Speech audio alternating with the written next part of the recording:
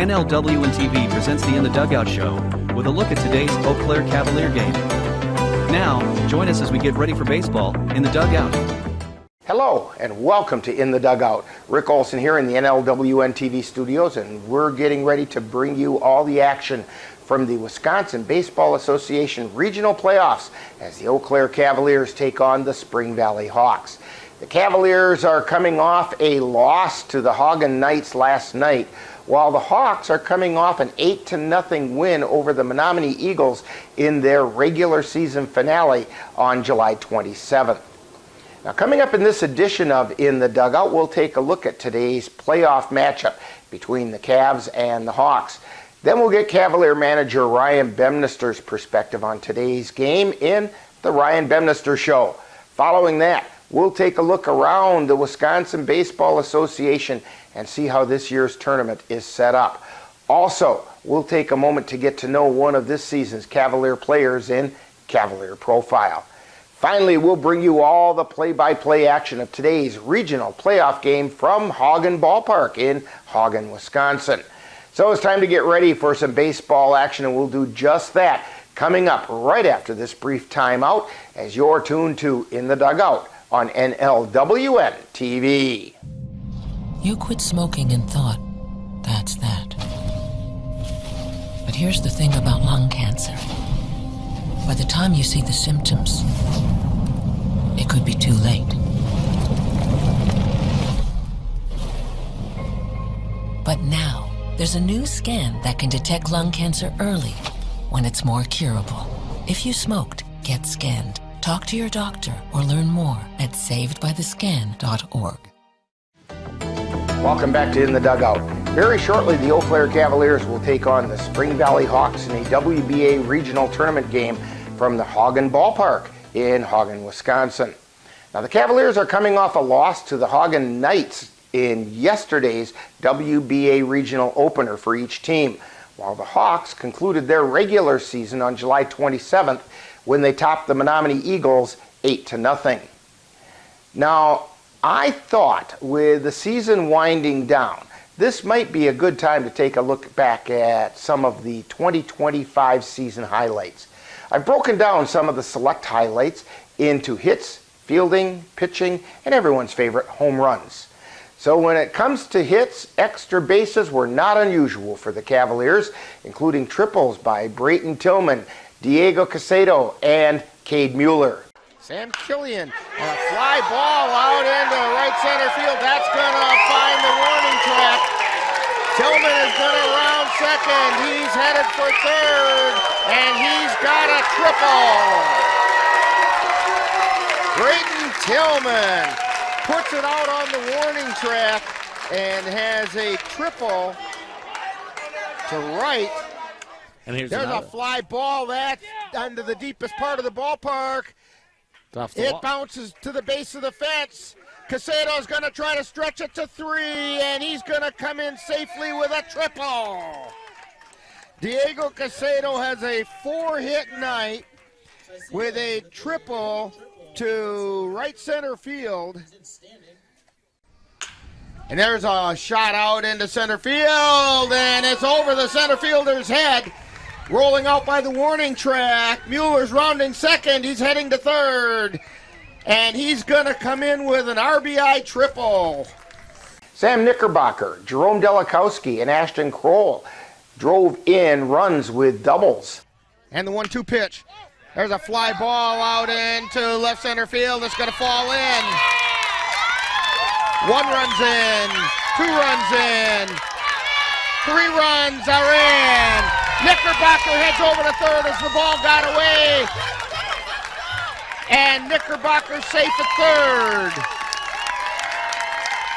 A bases clearing double for Knickerbocker.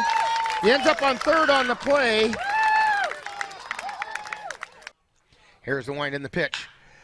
Fly ball out into center field, and it's back, and it's going to be out to the warning track. This is going to clear the bases as Delakowski with a 3-run double. C.J. Varsho was playing in, and Delakowski made him pay with a 3 RBI double. There's a shot out into right center field. Windeshausen in to score. Mueller comes in to score. And Kroll falls over second, but he's safe. That's one of the least graceful slides we've seen at second. He's got a big grin on his face. Caden Erickson, Carter Veith also drove in runs with well-timed hits. Pitch comes in, that one over the second baseman's head. 1 run in, 2 runs in, a 2-run single for Caden Erickson. And there's a shot out in the left field, falls in. We are tied as Carter Veith drives in the run.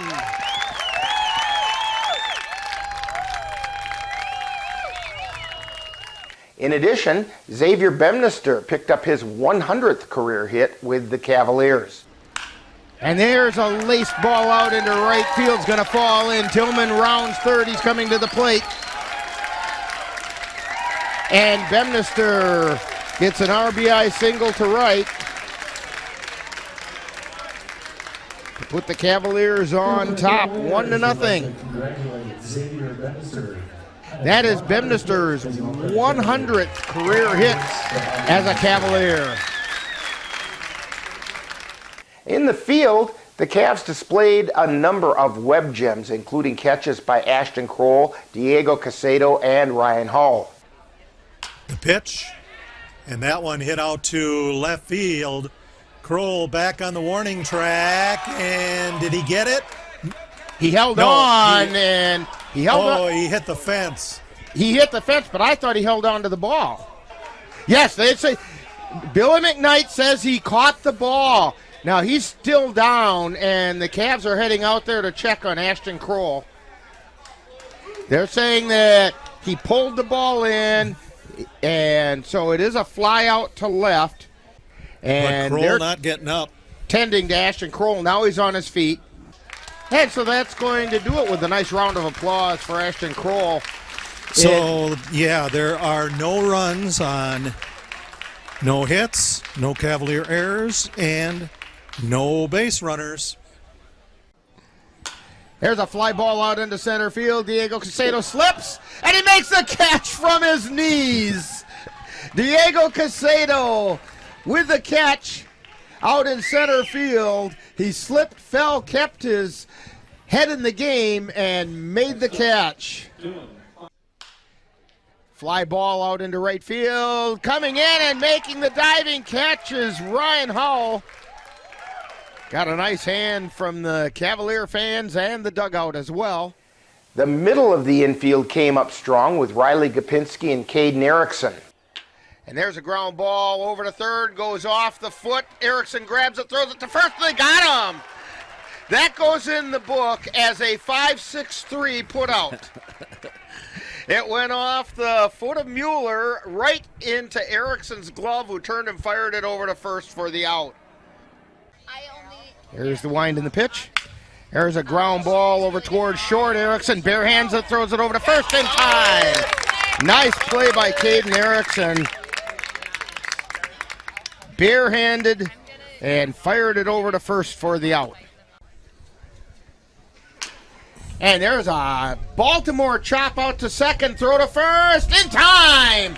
That was a heck of a play that time by Gopinski on what is commonly referred to as a Baltimore chop, straight down into the ground, straight up into the air. Took forever for it to come down, and Gopinski had to come a long ways over to make that play. Runners go, and there's a shot into the glove at second by Gopinski, and he steps on the bag for the double play. So it's a liner to the second baseman and then unassisted for the double play. And the Cavaliers get out of the inning unscathed. No runs, no hits, no errors. And a strong arm in the outfield was demonstrated by Trenton Palmer. There's a ground ball through the hole into right field, and the runner rounds third. Throw coming to the plate, and they got him at the plate. Throw over to first, Goes out into right field, but it's backed up by Palmer. Palmer made a heck of a throw into the plate to Knickerbocker. On the mound, Aiden Ecker completed a rare, immaculate inning. Andrew Milner also picked up his second no-hitter in just 2 years against the Chippewa Falls Lumberjacks. Swing and a miss for strike 3. He reached for that one and got him swinging. Swing and a miss for strike 3. Breaker goes down swinging. Swing and a miss, strike 3. He just mowed down the side. Here's the pitch. Fly ball out into center field, and it could it be? Andrew Milner has just thrown his second no-hitter in 2 years as Tillman came in and caught that one. A no-hit performance for Andrew Milner as the Cavaliers defeat the Chippewa Falls Lumberjacks 5-1 in Game 2 of today's doubleheader and gain the split. Long balls came courtesy of Brayton Tillman, Sam Knickerbocker, and Carson Windishausen. And the pitch? He hits a fly ball deep into right field. It's way back, and it's gone! A 2-run home run for Brayton Tillman.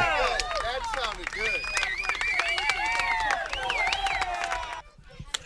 And that ball hit to right field. Going.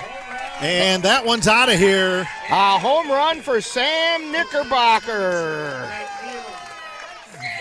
2-run homer. That's the second home run of the season for the Cavaliers and the first one for Sam Knickerbocker. Windishausen. That's way back. Way back. And that's And he got gone. it there. Home run for Carson Windishausen. A 2-run shot by Carson Windishausen. That one cleared it. Now, we have limited information about the Spring Valley Hawks, who competed in the St. Croix Valley League and posted a 10-4 record, which placed them in third place behind the River Falls Fighting Fish and the Hudson River Rats. Now, we were able to find information on 8 of their 14 league games, and based on that information, leading the way for the Hawks at the plate is Derek Meyer, who in those 8 games was hitting .357, including a double, a triple, and 2 home runs. The Hawks hit with power, with, in addition to Meyer, Blaine Guthrie and Garrett Guthrie and Cal Smith also contributed round trippers, with Scott Sales and Casey Ryan, Ethan Feedy, and Stephen Hensley adding doubles. On the mound, the Hawks are led by Trayson Witt, who in those 8 games pitched 12 1/3 innings, giving up only 1 earned run on 4 hits, while striking out 4 and posting an ERA of 0.73. Right behind him is Casey Ryan, who has a 0.93 ERA in 9 2/3 innings and allowing only 1 earned run on 7 hits and striking out 12. Now, coming into this weekend, the Cavaliers are currently being led at the plate by Sam Knickerbocker, who's hitting at a .427 average. He scored 15 runs and driven in 31 on 7 doubles and a home run. Knickerbocker is being followed by Xavier Bemnister, who's batting .409 with 23 runs scored. Riley Gopinski at .346 and Cade Mueller at .306 round out the Cavaliers hitting .300 or better. Brayton Tillman is just below the .300 mark at .299 and has been a scoring machine for the Cavaliers by being involved in 52 runs scored, including 28 himself and driving in another 24. On the mound, the Cavaliers are being led by the 4-1 plus a save record of Aiden Ecker, who has an ERA of 1.50 with 45 strikeouts in 42 innings. Andrew Milner is right behind with a 7-3 record and a save and a 2.66 ERA with 5 complete games and a no-hitter. Milner has 75 strikeouts in 67 2/3 innings. Eli Rathke at 5-3, along with Cooper Dykes at 2-1 and a save, have been effective starting pitchers for the Cavaliers.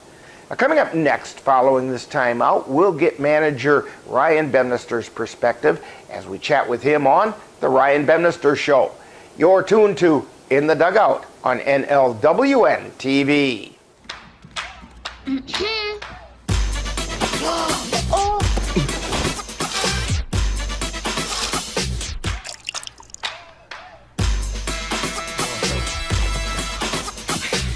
You're not going to get it all right.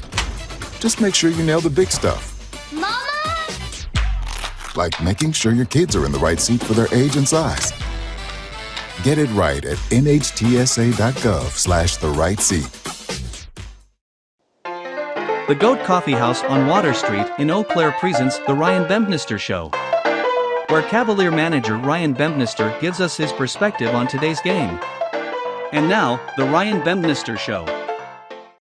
Once again, we're at the Goat Coffee House on Water Street in Eau Claire talking with Cavalier manager Ryan Bembnister. And Ryan, today the Cavaliers will continue on the Wisconsin Baseball Association tournament trail when they take on top-seeded Spring Valley Hawks from the Hagen Ballpark in Hagen, Wisconsin. But before we get to that game, back on Monday, the Cavaliers held their annual awards banquet, and quite a few Cavaliers were honored. Can you go through who received awards for the Cavs this season?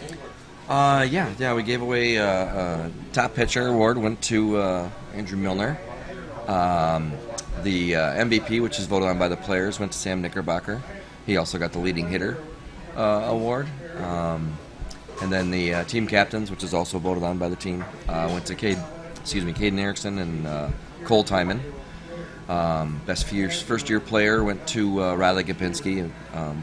Well deserved for him. He's had a great year. Yeah, he was a very pleasant find, especially defensively.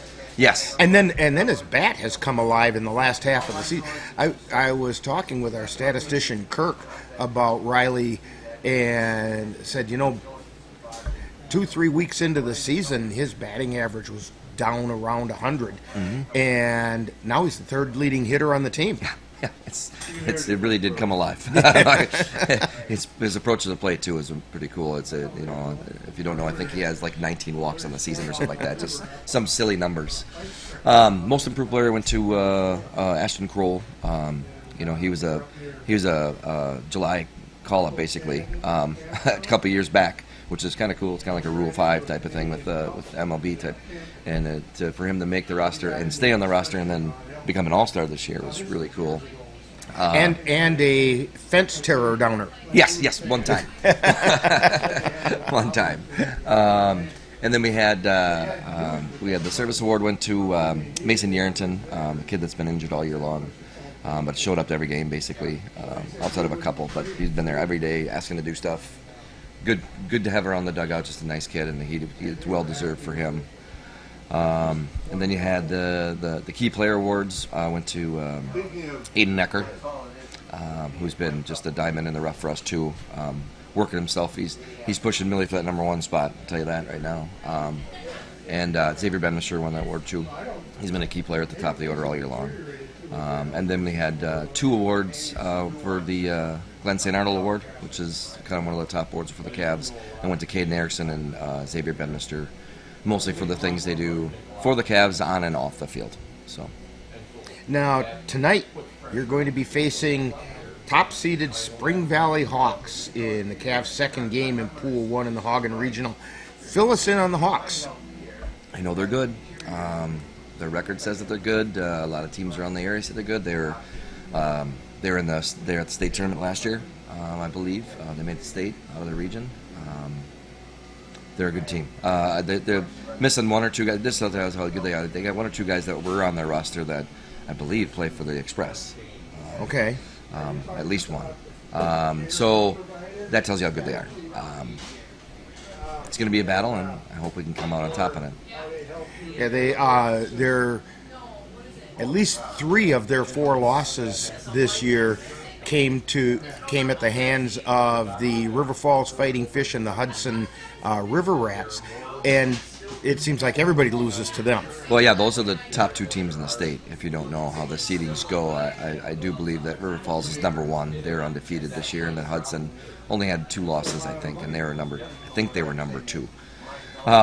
So yeah, and Spring Valley was basically 1 percentage point ahead of us for a 1 seed instead of us. That we got a 2 seed, so that tells you how closely matched these 2 teams are. But we both play in probably the 2 hardest conferences in the state.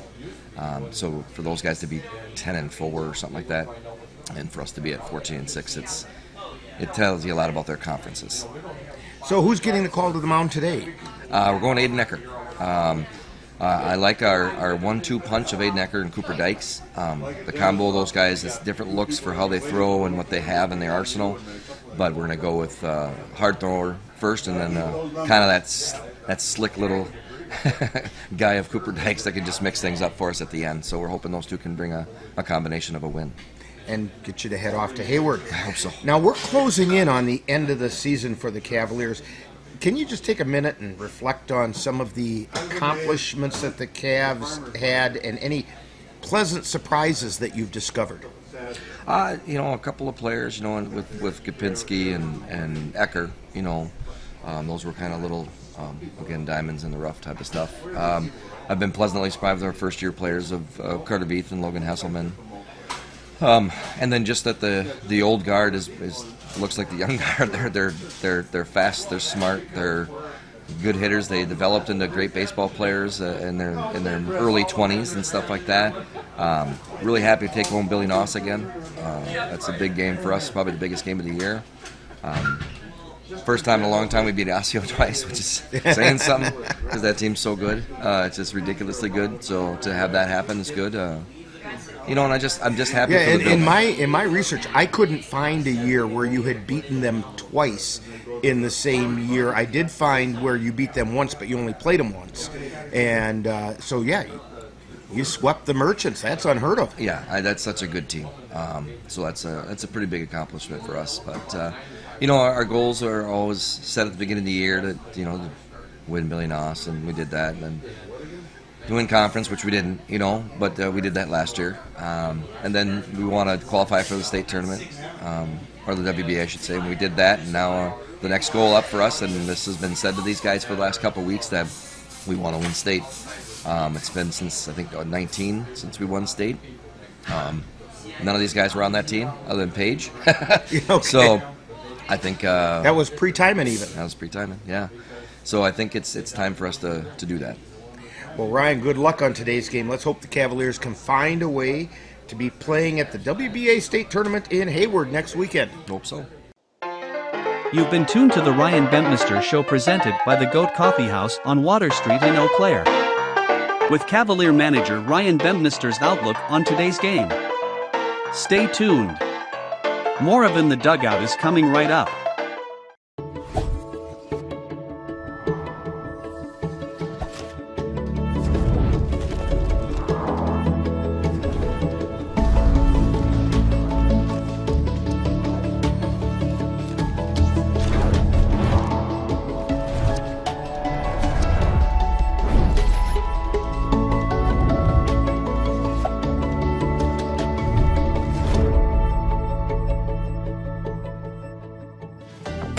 Welcome back to In the Dugout, as we're getting ready to bring you all the action of today's WBA regional game between the Eau Claire Cavaliers and the Spring Valley Hawks.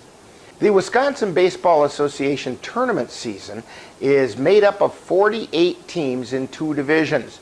Division A has 4 regional sites, and Division B has 4 regionals in 5 sites. Now, each regional has 2 pools, which play a round-robin schedule, with the winner of each pool advancing to the state finals weekend next weekend. Now, in Division A, in the Hagen Regional, Pool 1 has the Spring Valley Hawks, the Eau Claire Cavaliers, and the Hagen Knights, while Pool 2 sees the Eau Claire Bears, the Brill Millers, and the Lake Superior Sea Dogs. In the River Falls Regional, Pool 1 finds the defending state champion River Falls Fighting Fish, along with the Spooner Cardinals and the La Crosse 35ers. In Pool 2, it's the Hudson River Rats, the Tilden Tigers, and the Rhinelander River Monsters.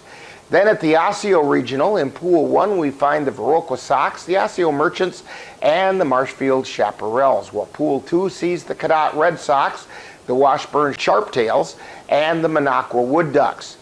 Over in the Wisconsin Rapids Regional, in Pool 1, it's the Wisconsin Rapids Red Hawks, the Chippewa Falls Lumberjacks, and the Hayward Hawks. In Pool 2, we find the Everest Merchants, the Holman Features, and the Jim Falls Sturgeons.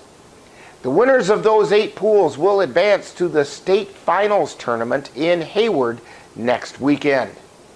In Division B at the Augusta Regional, Pool 1 consists of the Whitehall Whitetails, the Tony Hayshakers, and the Tomahawk Titans, while Pool 2 sees the Ellsworth Hubbards, the Medford Moondogs, and the Augusta Athletics.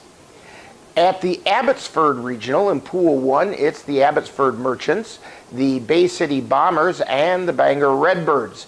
In Pool 2, there are the Elmwood Expos, the Whittlesea Reds, and the Ashland Merchants.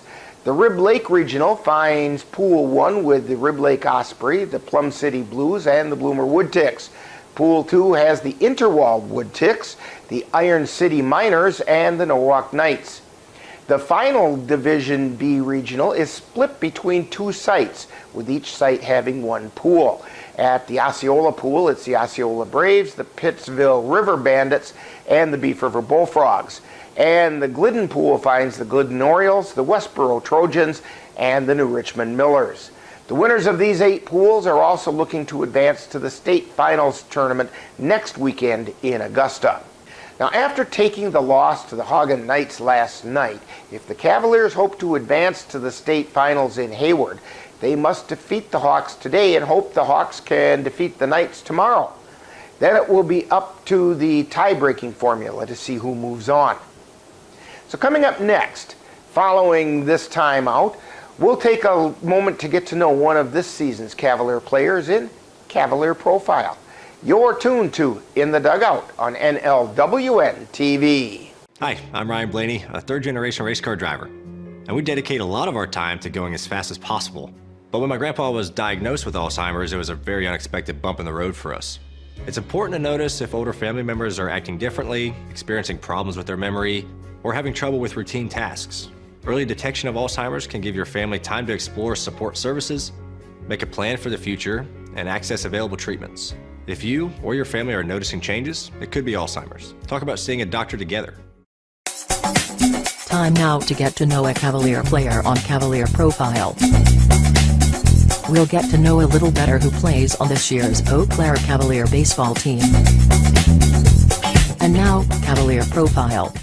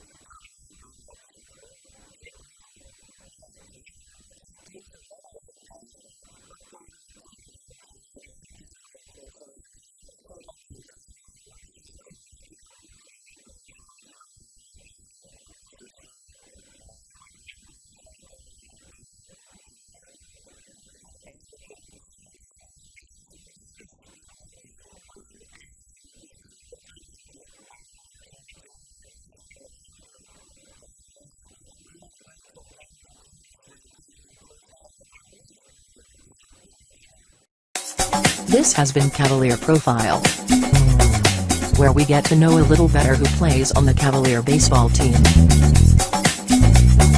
Stay tuned, more in the dugout coming right up.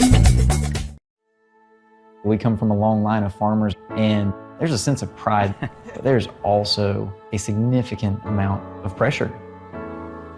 Farmers have to take care of their physical and their mental health, because what's a farm without a farmer? Watching the sun come up, that's my time. I can have a cup of coffee, and every day is a new opportunity. That's cool. Your hand's gotten so Yay! Don't forget to check in on yourself. Love, your mind. Welcome back to In the Dugout.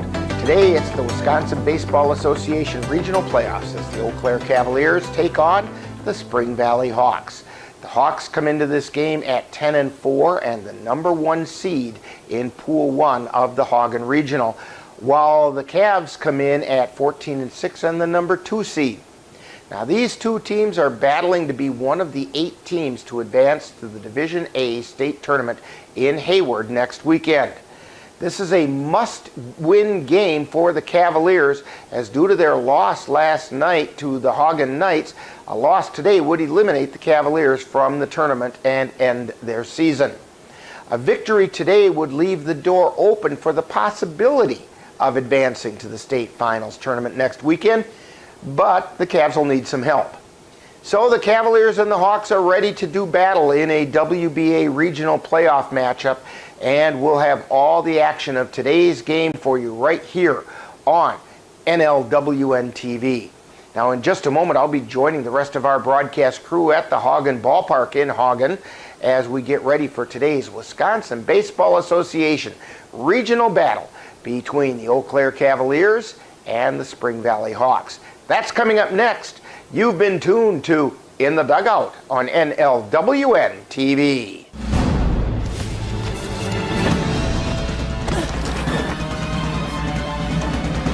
Even the mighty might not see it coming.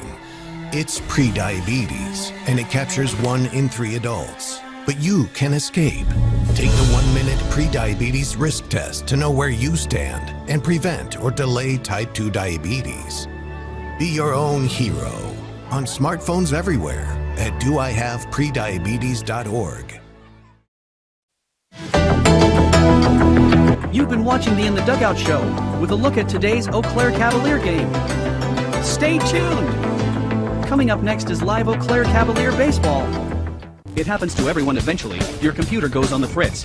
Fear not, Sladen's Technology Services can help. When your computer decides to not cooperate, it can be very frustrating. Let Sladen's Technology Services keep you from wanting to drive your computer right off a cliff. Sladen's Technology Services supports business of all sizes. They offer assistance with managed anti-malware, encrypted email, fast tech support, data backup, and recovery, and more. Call Sladen's Technology Services at 715-864-2833 and get the IT help you desire. Sladen's Technology Services is the official IT service for the Northern Light Webcasting Network.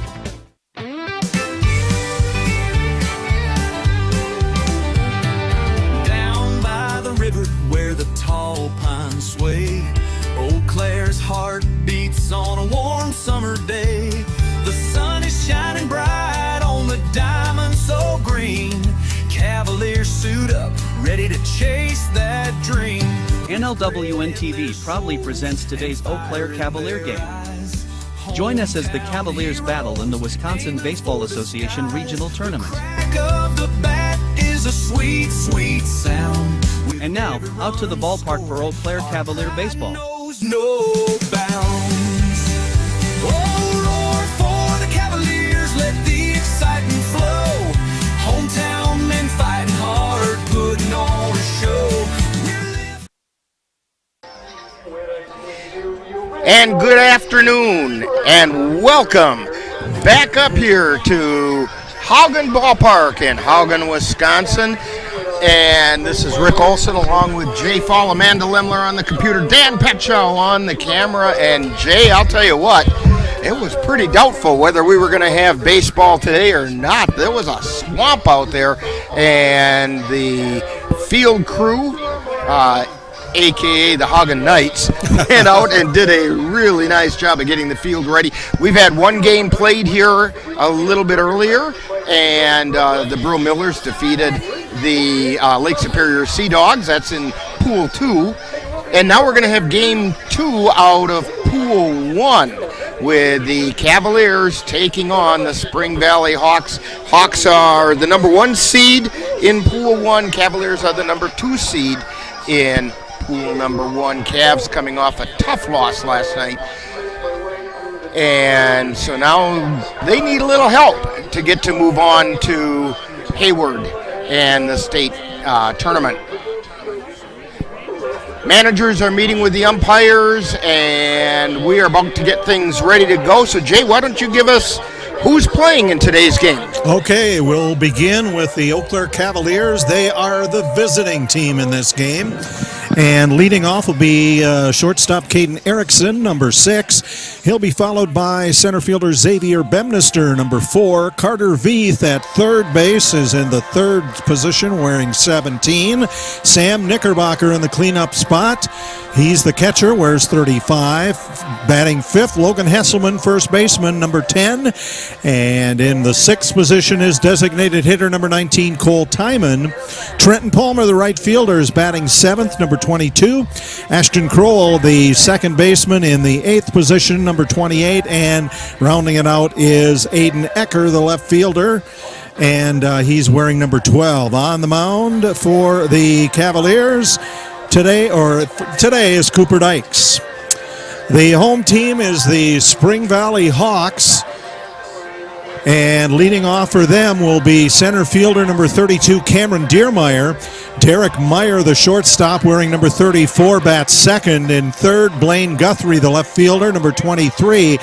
Cleanup batter is Stephen Hensley, the third baseman, number 35. Batting 5th, Casey Ryan, the DH for the Hawks, number 17.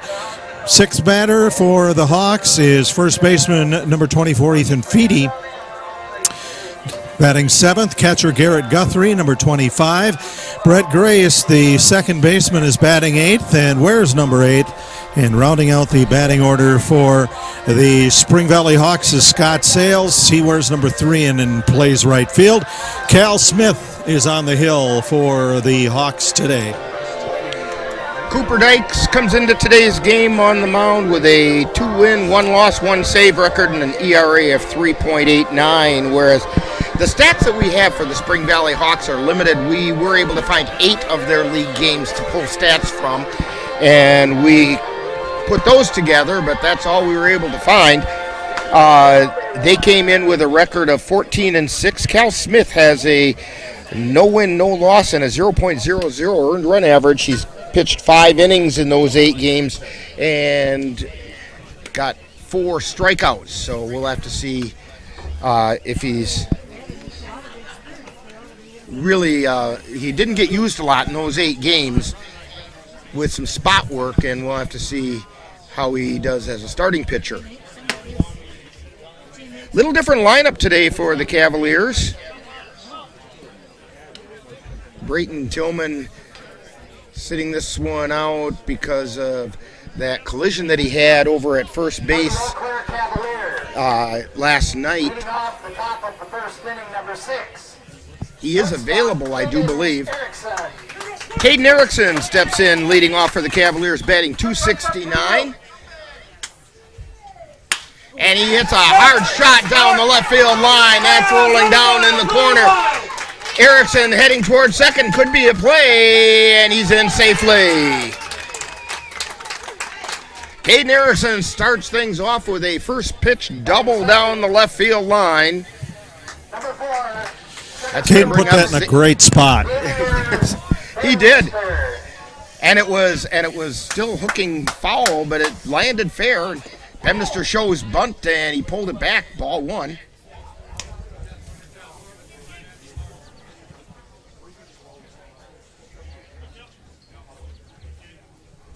Spring Valley Hawks roll the corners up now as Bemnister showed bunt.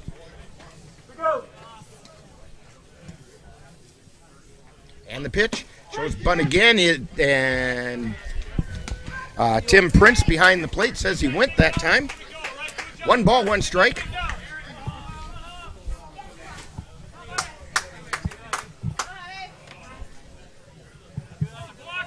And a balk gets called.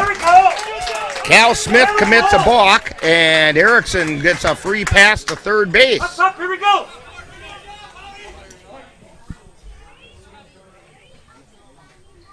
And the pitch, ground ball over to short, and the throw over to first is in time, but Erickson comes in to score.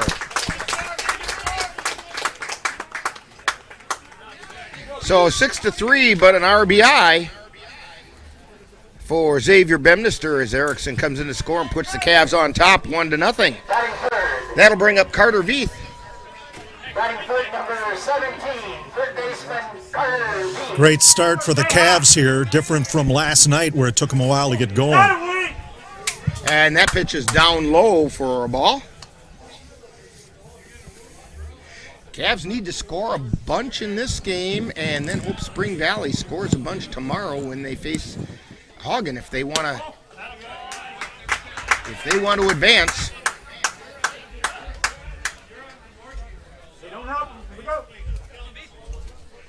Carter Veith batting .286. Pitches outside, 3-0 is the count.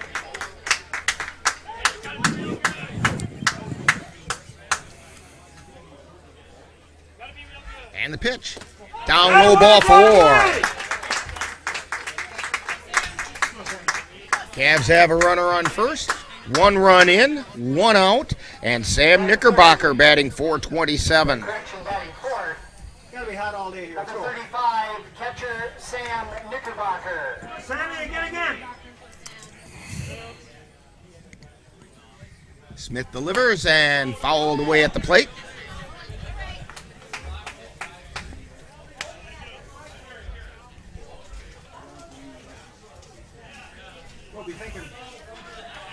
Knickerbocker steps back in.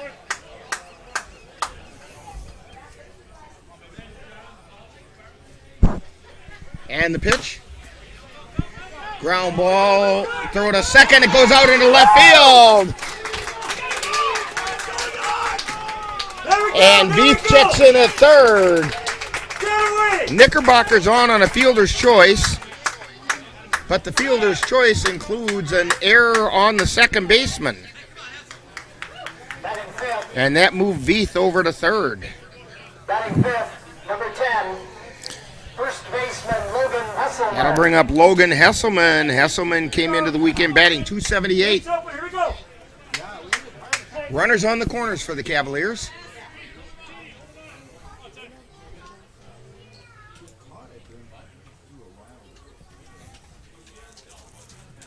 Smith looking, throw over to first. Knickerbocker gets back. Veith was ready in case something untoward went on that throw over to first.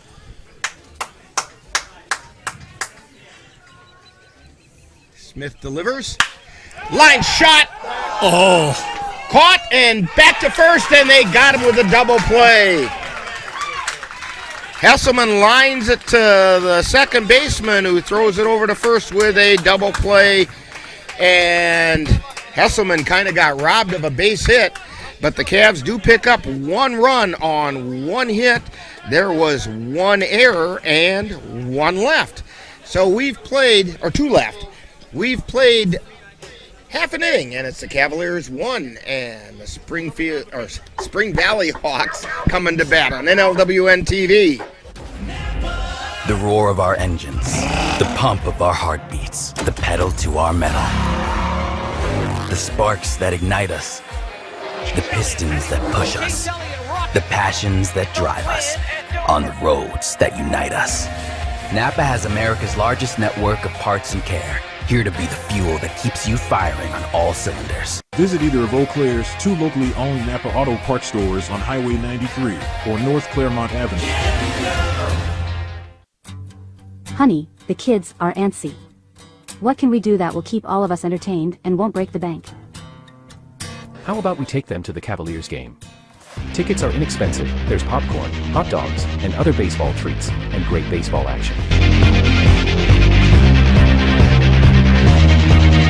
That's right, Eau Claire Cavalier Baseball, your best choice for affordable family entertainment.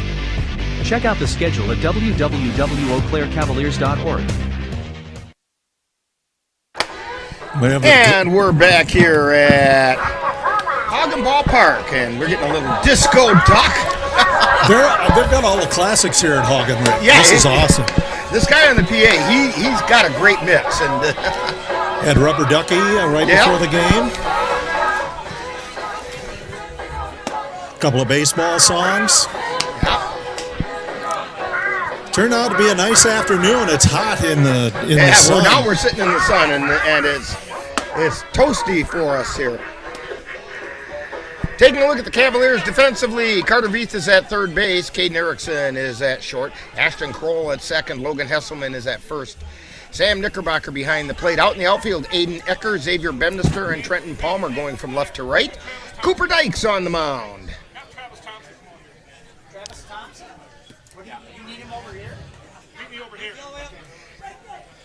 Game time temperature 76. In the sound of my voice, home plate umpire Tim Prince would like to have a word with you.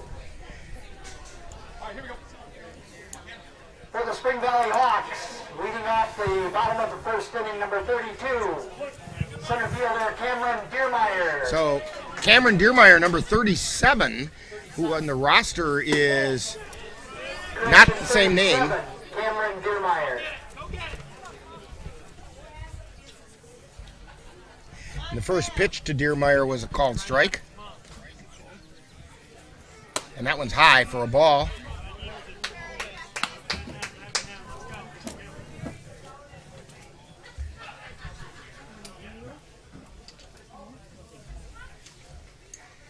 And the 1-1 pitch. Fly ball out into right field. Moving over is Palmer, and he makes the catch. Great hustle by Trenton Palmer out there. Followed it right into his glove, and the Hawks have one down. I've been impressed with Palmer's range all season long. The shortstop, Derek Meyer. So Derek Meyer comes to the plate, batting in the 8 games we were able to get information on, batting .357. And there's a strike called.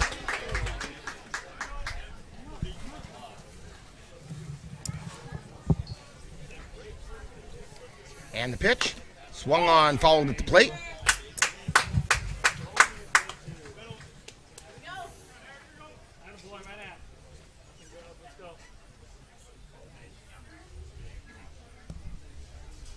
And the pitch. And that one just missed outside. A ball and 2 strikes for Cooper Dykes. And the pitch to Meyer. There's a ground ball over to second. Kroll with it. Throws it over to first in time.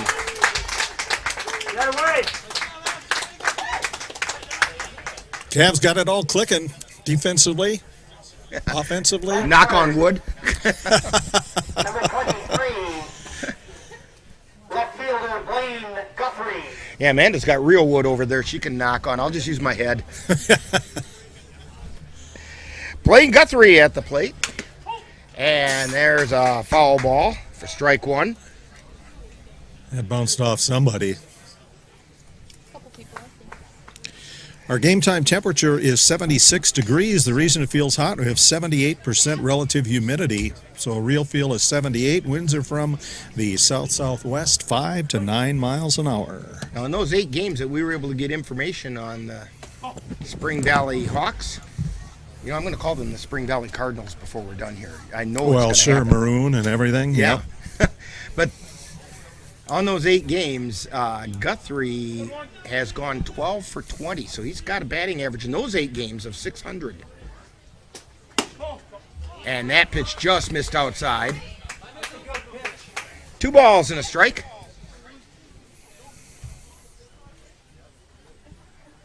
And the 2-1 pitch. Fly ball out into center field. Bemnister over, and he makes a catch. So the Spring Valley Hawks go down in order. No runs, no hits, no errors, nobody left on base.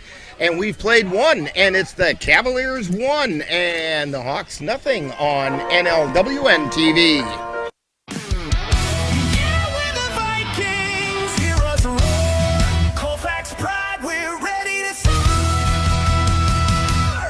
NLWN-2 is excited to bring you Colfax Viking football. Under Friday night lights, we lace up our cleats. Heartbeats sync with the drums and Our first broadcast will be on Friday, August 22nd, when the Colfax Vikings host the Whitehall Norsemen. Coverage begins at 6:40 p.m. with Viking Preview. That's live Colfax Viking football on Friday, August 22nd on NLWN-2. Menominee Eye and Optical can help you see the world for the beautiful place it is. Doctors Nicholas and Marianne Comro provide comprehensive and emergency eye care for all, including pediatric and special needs patients. Whether it's examination for glasses to cataract or LASIK care, or diagnosis and management of macular degeneration, and so much more. In addition, Menominee Eye and Optical's experienced opticians will help guide you to the highest quality eyewear for the best value. That's Menominee Eye and Optical, 520 Wilson Avenue in Menominee, where they specialize in quality personalized care for you and your family. Leading off the top of the second inning, batting sixth in the order, number 19. The designated hitter, Cole Tyman. Up here in August, playing Springtown. Cole Tyman leading things off for the Cavaliers in the top of the second inning.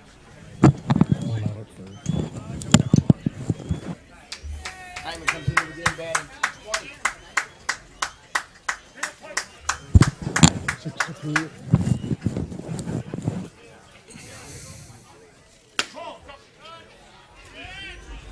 And that pitch missed for a ball. Go 1-9.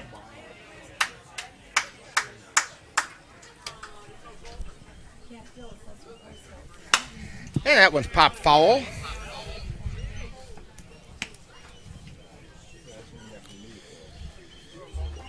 One ball, one strike to Cole Tyman.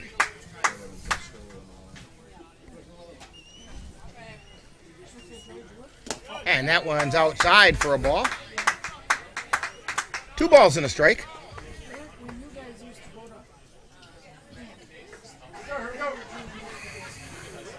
And the pitch. Whoa. That was inside. Leaned way back on that one.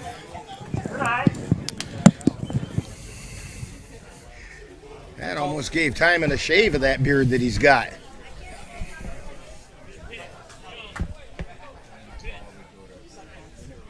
Three 3-1 pitch.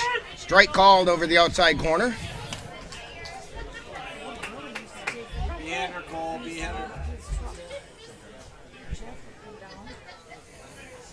And the pitch. Check swing, liner out into right center field in for a base hit, and Tyman is safe at first.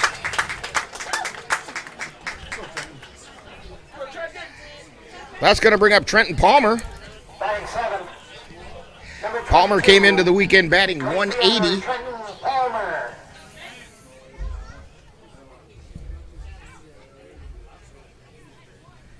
Did a good swing all day. And the pitch shows bunt, and it's a ball.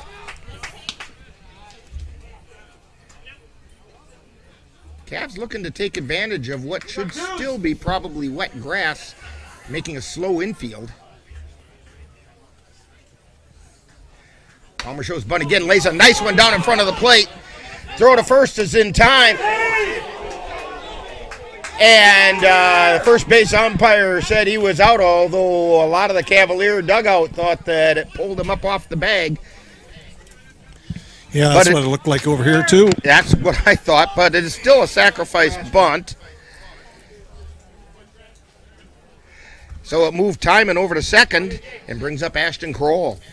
Kroll came into the weekend batting .224. He did not play in last night's game. Second baseman Ashton Kroll. First pitch is down low for a ball.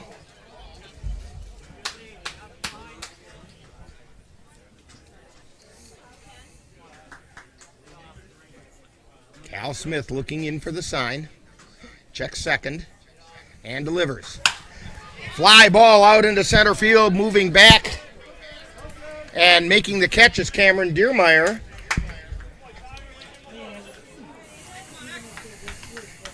Tyman stays at second, and it's going to bring up Aiden Ecker with 2 down.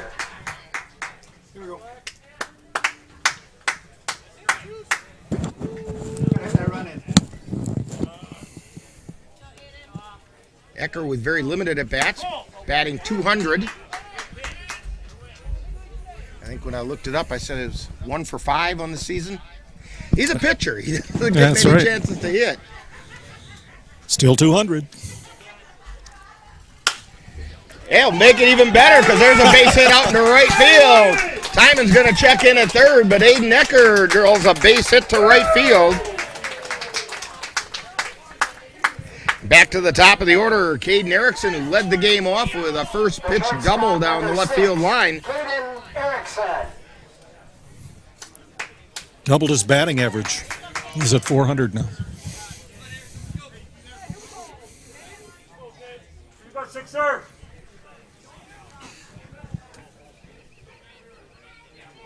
No, he's at 333. 2 for 6. Oh, okay. Yeah, that's right. Oh, I was going off 2 for 5. Math not my strong suit. That'd be a neat trick to be able to get a hit and not count it as an at bat.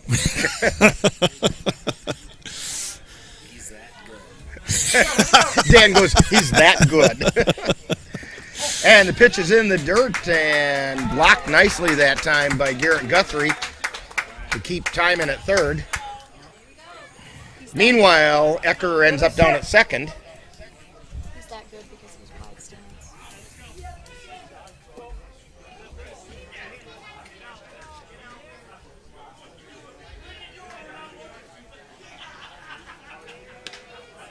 Smith looking in. Now starts his motion and delivers. That's high for a ball. 3 balls, no strikes to Caden Erickson.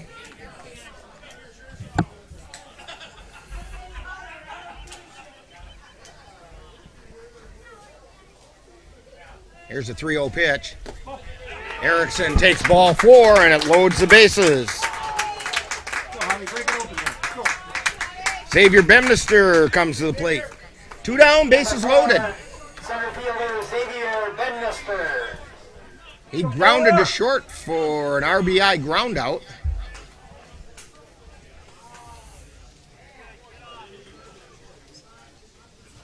And that pitch is down low.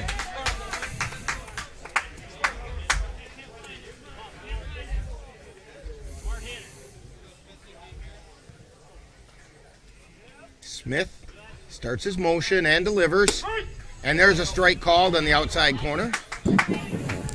That time I think Bemnister was taking all along after a 4-pitch walk and to Erickson, and the first pitch was down low to him. Make sure that Smith can throw a strike. Swing and a miss. As a curveball had him kind of fooled that time. He was so far out in front of it, he could have almost swung twice on that one. Smith winds and delivers. It's outside. Counts even at 2-2. 2 balls, 2 strikes, 2 down.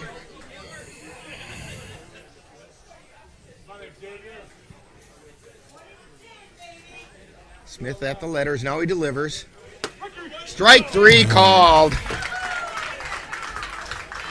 And the Cavaliers come away with no runs on 2 hits. There were no errors, and the bases were left loaded. So we've played an inning and a half, and it's the Cavs 1 and the Spring Valley Hawks nothing on NLWN-TV. Auto Vision Center in Eau Claire, your source for auto glass repair and replacement. Their quality work comes complete with a lifetime warranty on workmanship.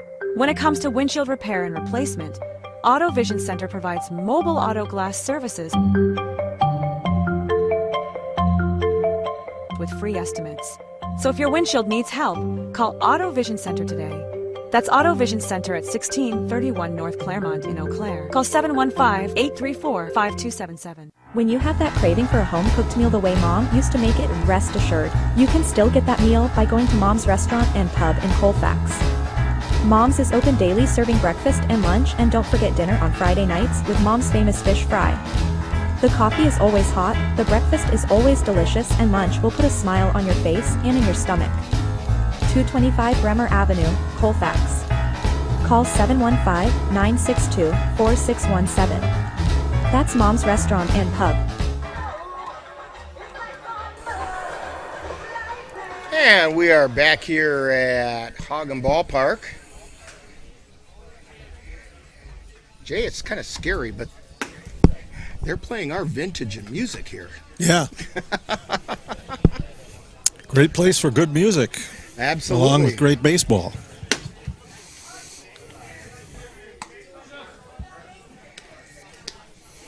Two up for the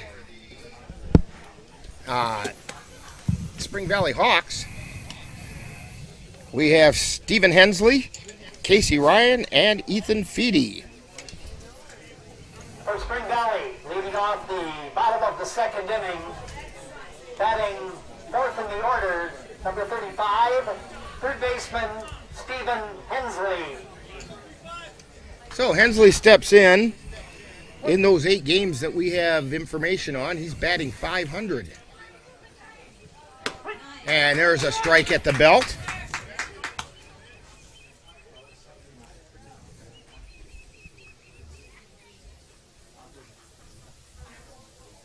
And the pitch. Strike 2 on the outside corner. That .500 batting average means he's gone 2 for 4.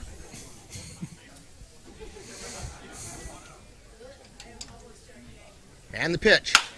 And there's a shot out into left center field for a base hit. So both batters in this game that have had limited at-bats have capitalized, and that's the first hit of the game for the Hawks. Batting fifth. It's going to bring up Casey Ryan, the designated hitter, batting .385.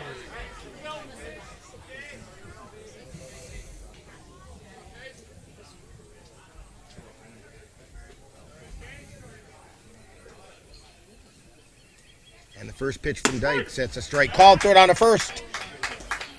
Hensley's back in safely.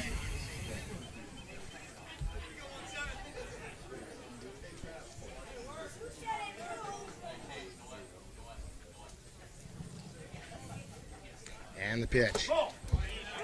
That's down low for a ball.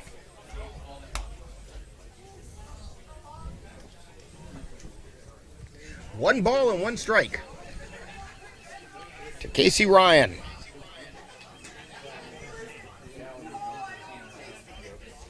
And the pitch. That's high for ball 2.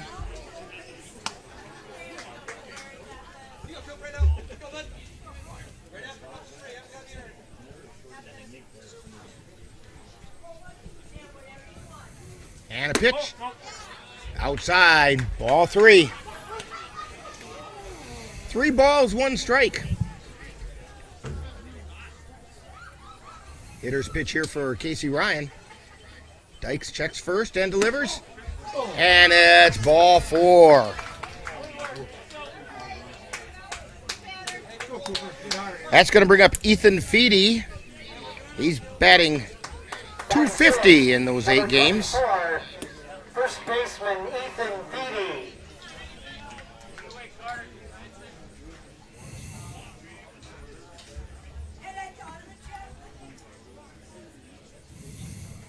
He's showing bunt, and he fouls it back into the screen.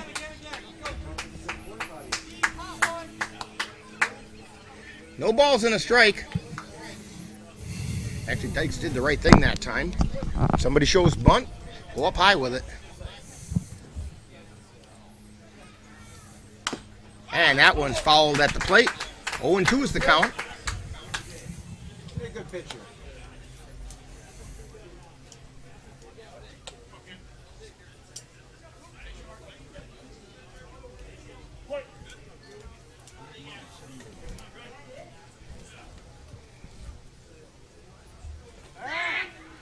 Throw over to second, and Erickson did a good job of keeping that one in the infield. He sure did.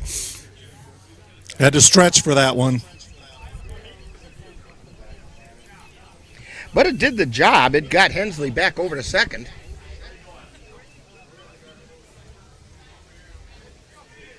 Hensley takes a good lead.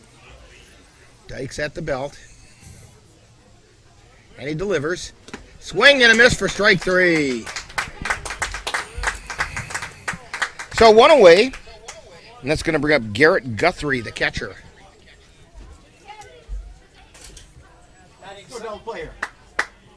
Batting 7.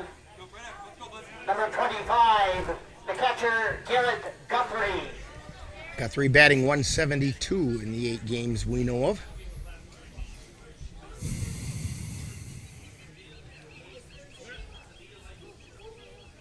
Dykes delivers, and there's a strike called. Took a long look back at Hensley, but it didn't rattle him.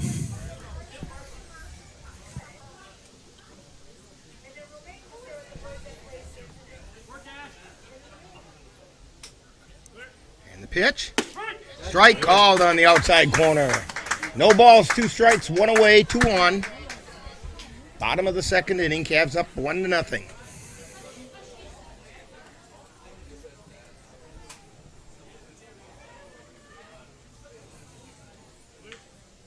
Throw over to second. Hensley crawls back in.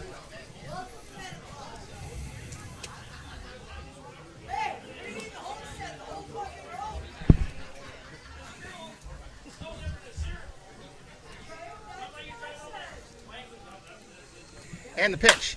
Fly ball out into right field. Palmer coming over. He makes the catch. And the runners have to tag back up. 2 down. That's going to bring up Brett Grace, second baseman. Number 8, second baseman, Brett Grace. He's batting 190.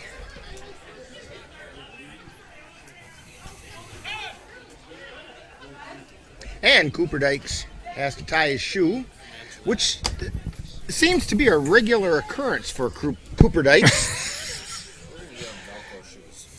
And I do know that Blake Bemnister was over amongst the Cavalier players looking for extra shoelaces. And now it dawns on me why. 2 games in a row now we've had to replace his shoelace.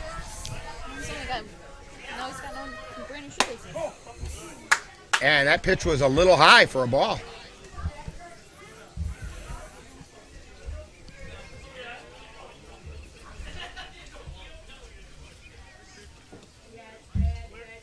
Dykes delivers. That's outside for a ball.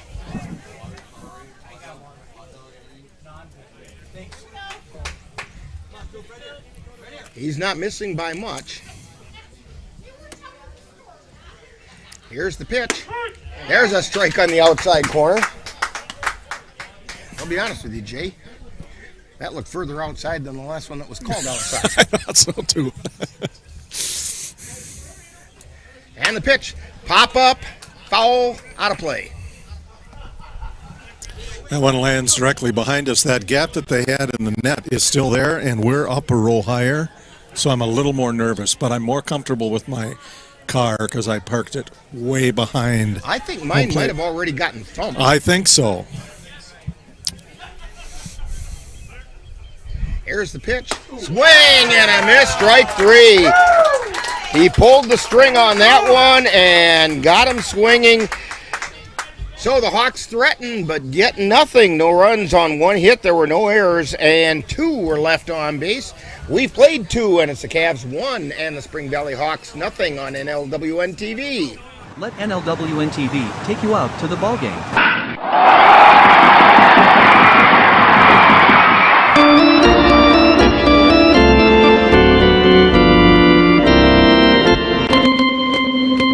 If the Cavaliers win today, and depending on other results, they may advance to the WBA State Tournament in Hayward next weekend. Stay tuned to our Facebook page or www.northernlightwebcastingnetwork.com for announcements about game times. That's Eau Claire Cavalier Baseball at the State Tournament on NLWN-TV.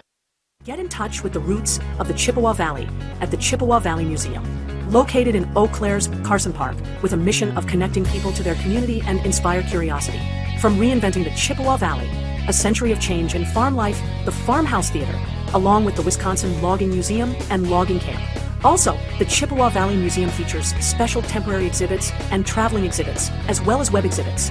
The Chippewa Valley Museum is open Tuesdays through Saturdays. Call for more information at 715-834-7871. And don't forget to check out cbmuseum.com if you want more information about things going on at the Chippewa Valley Museum, including the fact that ending soon is the photo exhibit entitled Where Was I by Bruce Warren. He spent 43 years capturing the landscapes around Eau Claire, and the exhibits include 25 black and white photos and a photo ID contest. Photos will be available for purchase. This exhibit closes on August 17th. Again, go to cvmuseum.com for more information. Leading things off for the Cavaliers, Carter Veith. And Veith drew a walk his first time up. First pitch was a called strike.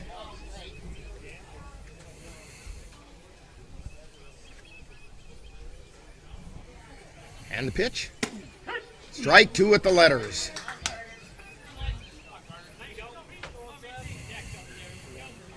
Go, Carter, be good here. And the pitch. Just a bit high. Just a bit.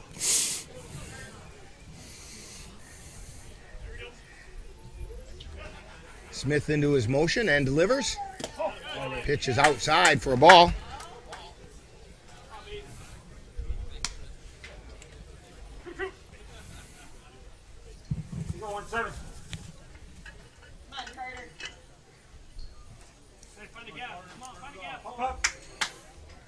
Smith delivers, and it's chopped foul.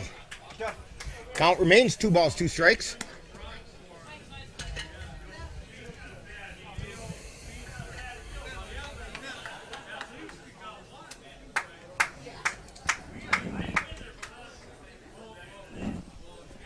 And the pitch, that was inside and off the catcher's glove. So it's a full count now to Carter Veith.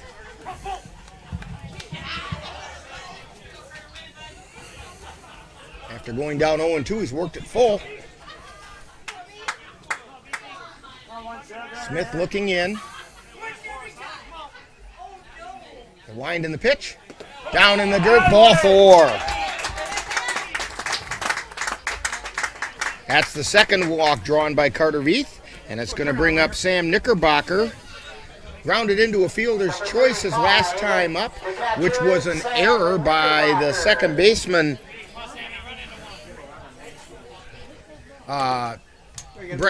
Grace.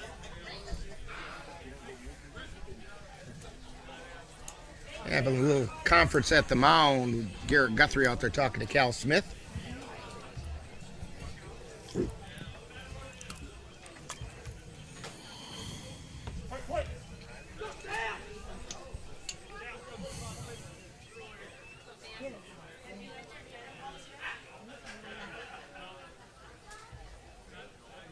And the pitch. Curveball inside for a ball.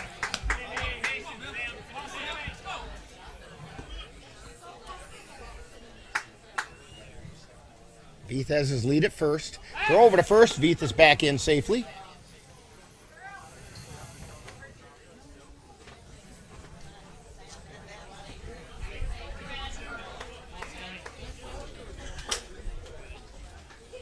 And the pitch.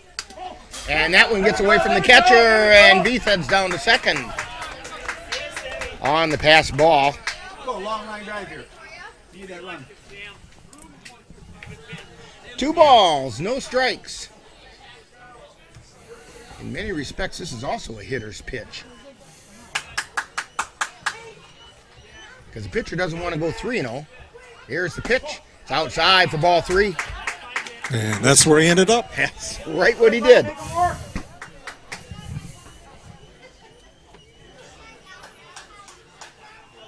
Smith looks over at second.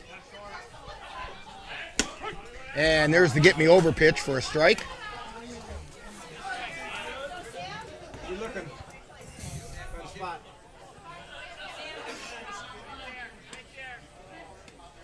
And the pitch. There's a line shot foul down the right field line. He hit that one a ton. Yep. Straightens that one out. It could be homer number 2 for Sam Knickerbocker on the season. Good time for that. Stay in there. And the pitch. There's a ground ball foul down the first base line.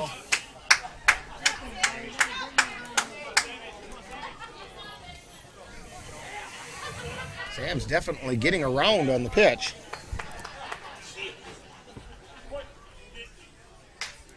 Veith takes his lead at second.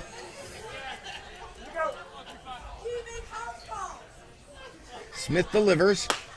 And another one just screamed right over the Cavs dugout. And there were a couple of his teammates that had to lay low on that one.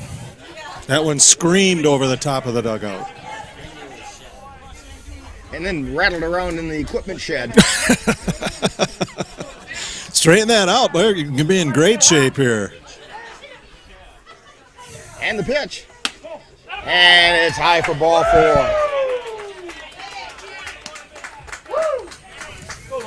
And we're going to get time called as we're going to have a conference on the mound.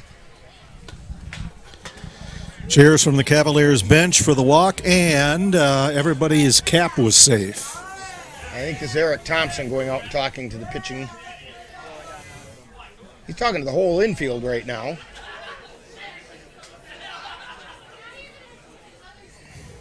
Due up for the Cavaliers is Logan Hesselman, who basically got robbed of a solid base hit when it found its way into Brett Grace's glove on its way into right field. Darn his glove anyway, just got in the way. Yeah. Number 10. Stopped it cold. Logan Hesselman.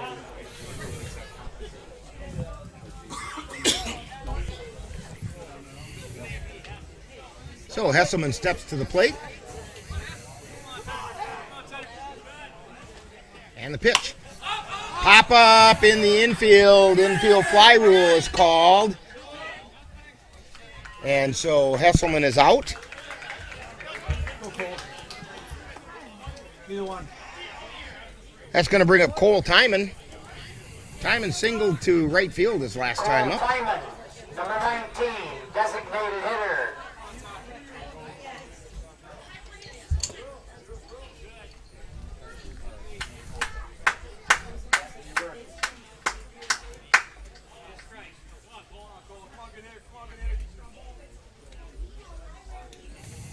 And the pitch. Inside for a ball.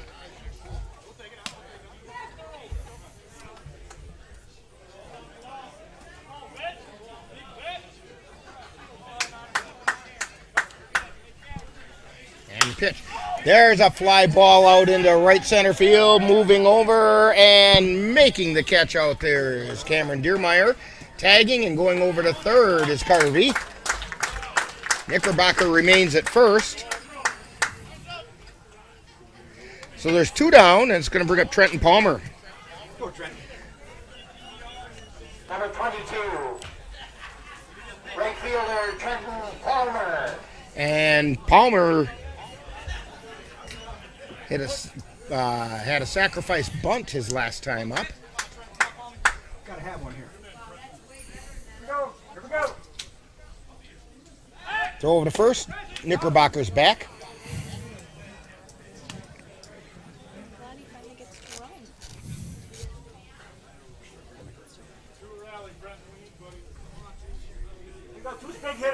Smith delivers, and there's a shot out into right field. That could find a gap. It does.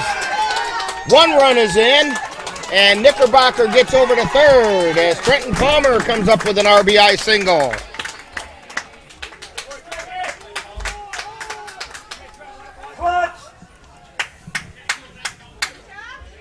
Number 28. And that'll bring up Ashton Kroll.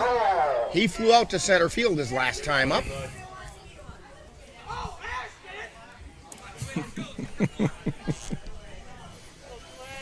Go, hitter behind you.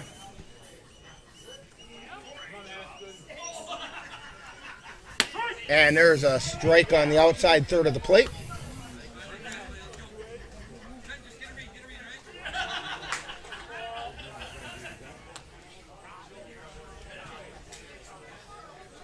Here's the pitch. Swing and a miss for strike 2.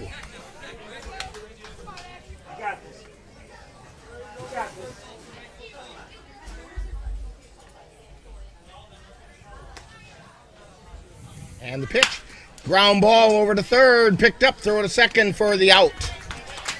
So Cole gets on the fielder's choice, but it's the third out of the inning. as, let's see, that was Palmer that was out 5-4.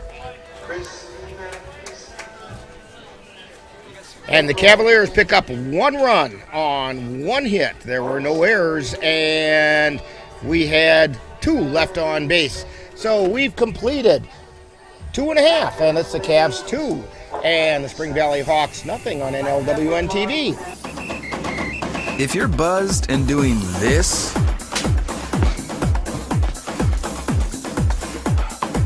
to make yourself feel okay to drive,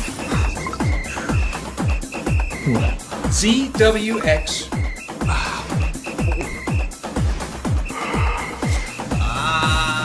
You're not okay to drive. YGKLVW. Regular you. Let NLWN-TV take you out to the ballgame.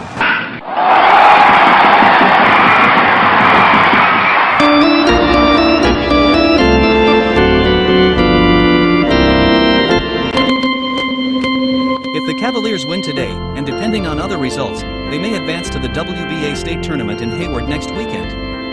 Stay tuned to our Facebook page or www.northernlightwebcastingnetwork.com for announcements about game times.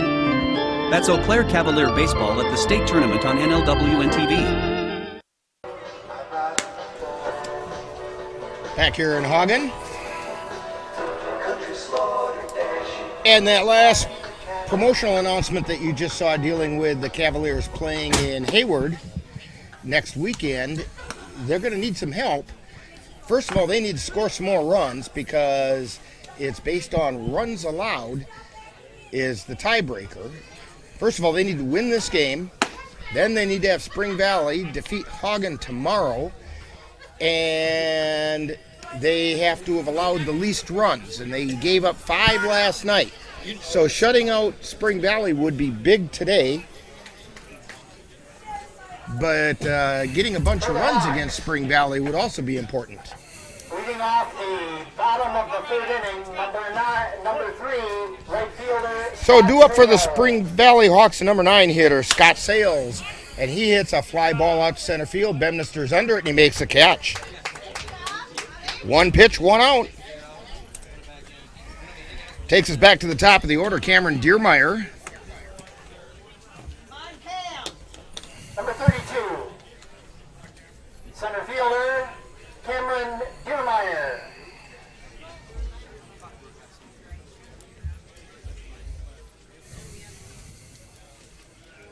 And the pitch. There's a strike called.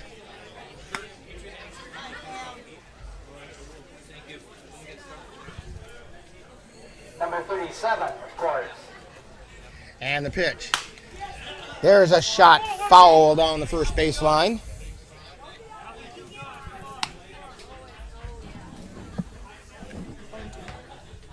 No balls, 2 strikes.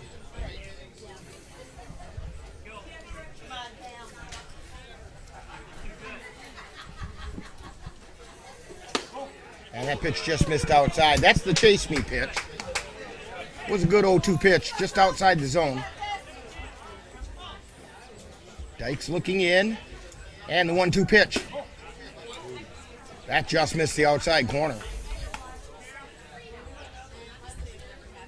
2 balls, 2 strikes.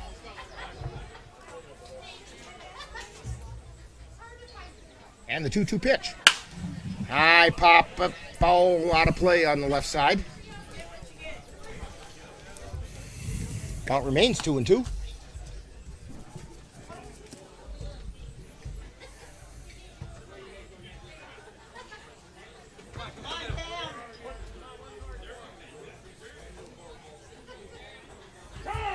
And we have time called. Diermeyer called time. Dykes was taking a little longer than he liked. Diermeyer awfully close to the inside of the batter's box. That one's fouled away.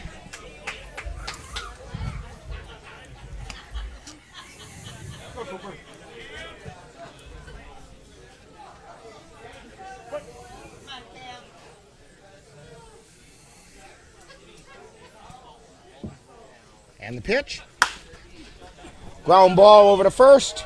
Picked up by Hesselman and throws it over to Dykes, who's covering.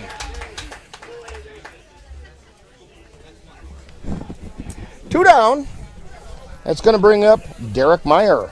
He grounded to second his first time up.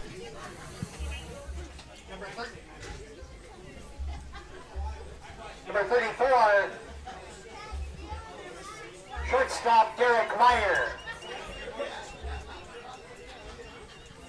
Dykes delivers, and it's high for a ball.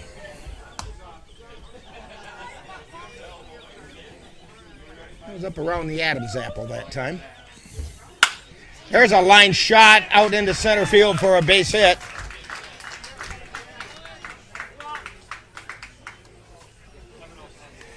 That's the second hit of the day for the Spring Valley Hawks. And it's going to bring up Blaine Guthrie, who flew out to center field his last time up. The left fielder, Blaine Guthrie. Dykes delivers. Inside for a ball.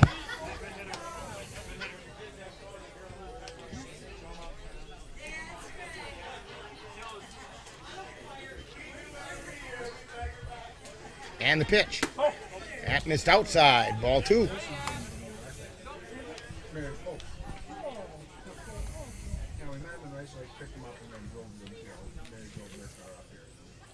Two balls, no strikes.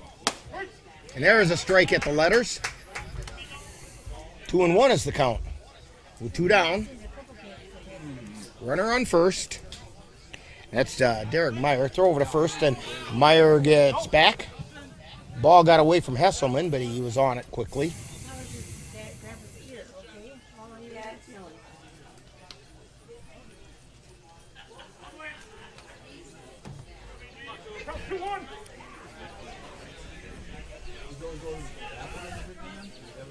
Two balls, one strike to Blaine Guthrie. Dykes looks at first, and he delivers. Curveball fouled away.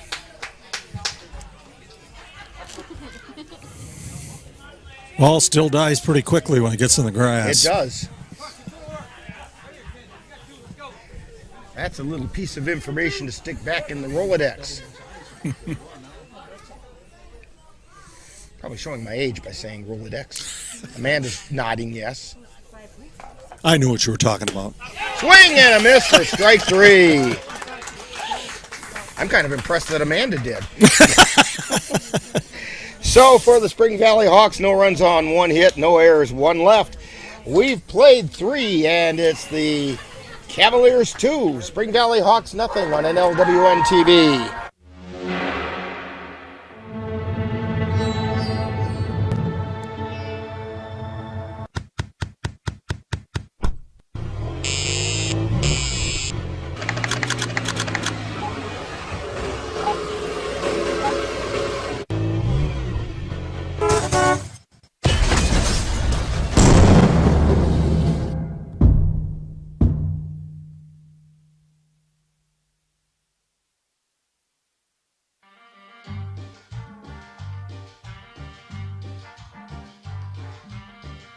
Adding your own flavor to fashion comes with age.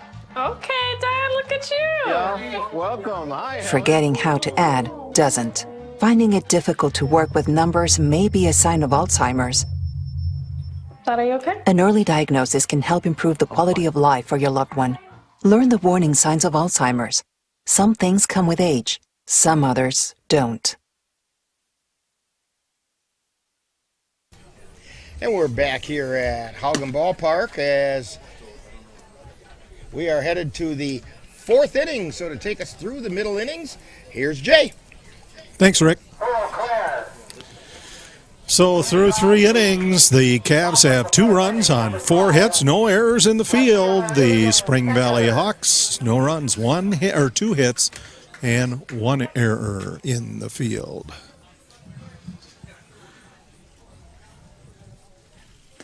Aiden Ecker leads off and watches a ball into the dirt for ball 1.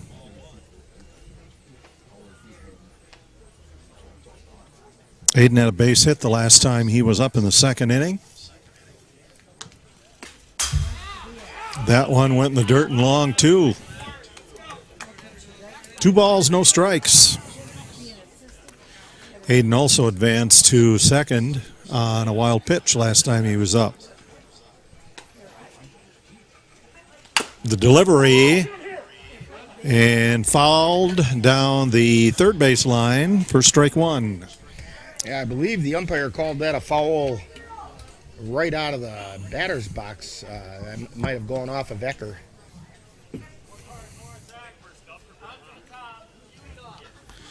Two on count, the delivery. That falls low for ball 3, 3-1. Hayden Ecker out in front on the count. And that one high and inside, and Hayden Ecker gets a free base. Brings us to the top of the order. Caden Erickson, the shortstop, is next. Xavier Bemister will follow him, and then Carter Veith. Cavaliers lead the Spring Valley Hawks 2-0. We're in the top of the 4th. Cal Smith delivers. That one low into the dirt, ball 1. Erickson's also reached safely both of his plate appearances. That impressive double down the left field line to start the game, and then he drew a walk last time up. Delivery and the throw back to first, and Ecker gets back there. Throw goes back to Ethan Feedy. Some groans from the Spring Valley fans.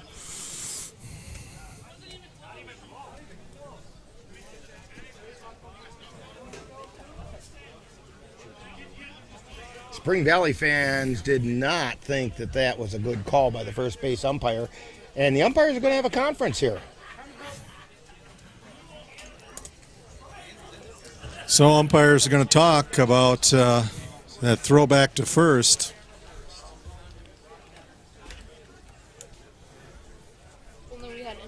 Comments from the Cavs first base coach or somebody over by the dugout said it wasn't even close. Safe. And the call stands. And the Court of Appeals says the call stands.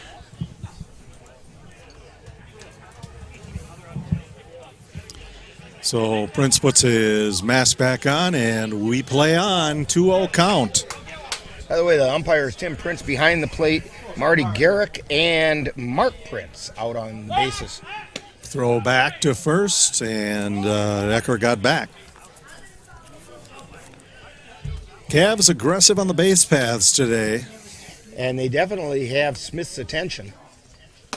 That one high, ball gets through, and now Ecker's going to go. And he gets another pass ball, I think. Yeah. Another free base. Had one last time he was up on a wild pitch, so. Caden Erickson. Waiting the throw from Cal Smith. He delivers, and that one's high. Ball 4. That's the second walk drawn by Erickson. And we're going to have another conference at the mound. This might be a pitching change.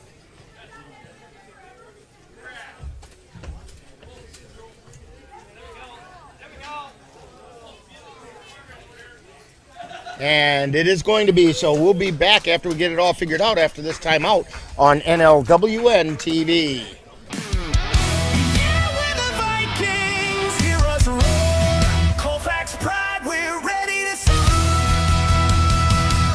NLWN2 is excited to bring you Colfax Viking football. Under Friday night lights, we lace up our cleats, heartbeats sync with the drums and Our first broadcast will be on Friday, August 22nd, when the Colfax Vikings host the Whitehall Norsemen.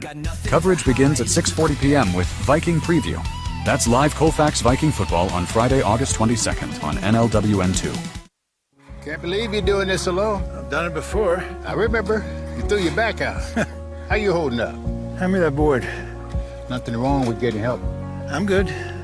I did it when Felicia left. I'll figure it out.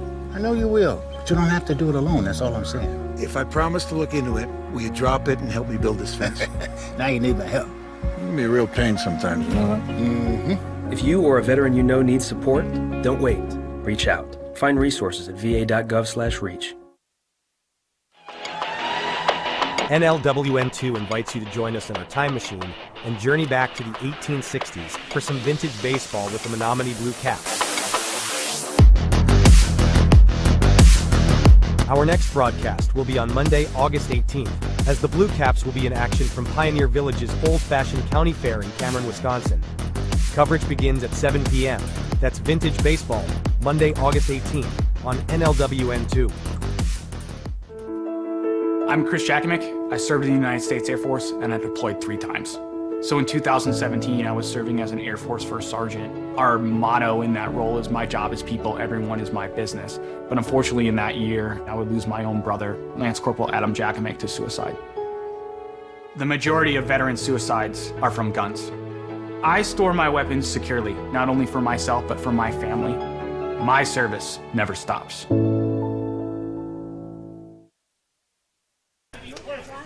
New pitcher for Spring Valley is Trayson Witt. And in the 8 games that we have record of, and this pop Bemnister bunt, pops caught. it up, caught.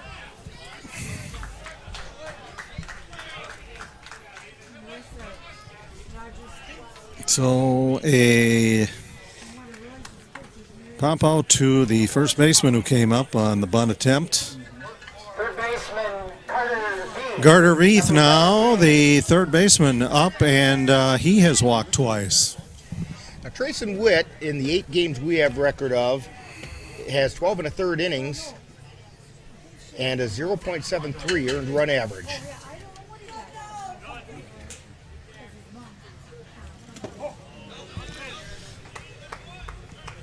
That ball into the dirt for ball 1. Numbers for Cal Smith, he went 3+ innings, gave up 2 runs. They were both earned on 4 hits, struck out 1 and walked 6.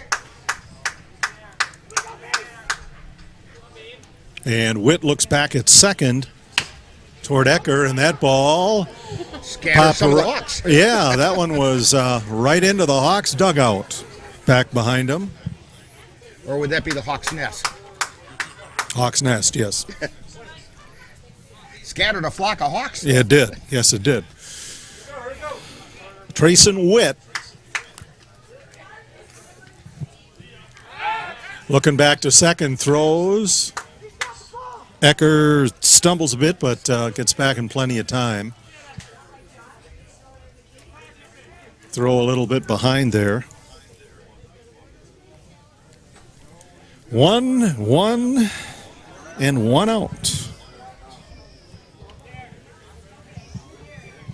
Cavs with base runners on first and second. The delivery, that one high and inside for ball 2. 2 and 1.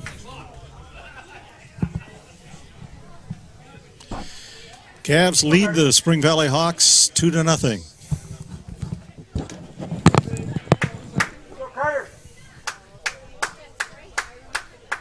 Aiden Ecker with a good strong lead at second.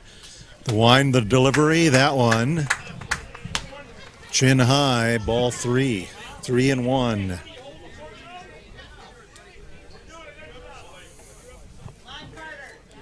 You know, after all the rain we got this morning, I didn't think I'd ever be thankful to see a cloud go by, but it just obscured the sun for a little bit, and it actually feels kind of good. Yeah. Throw goes back from Cal Smith to Brett Grace. Pulled him off the bag a little bit, but Ecker got back in plenty of time. Grace did a nice job that time of keeping it in the infield. So Ecker at second, Erickson at first. Veith looks at a pitch high, and that's ball 4. And a walk for him. 3rd walk today. And that brings up the catcher, Sam Knickerbocker. Got on by a fielder's choice and walked. At least Veith is consistent. He is, very. No at-bats, 3 walks. Big threat here to blow this open by the Cavaliers. And Knickerbocker looks at one, high and outside for ball 1.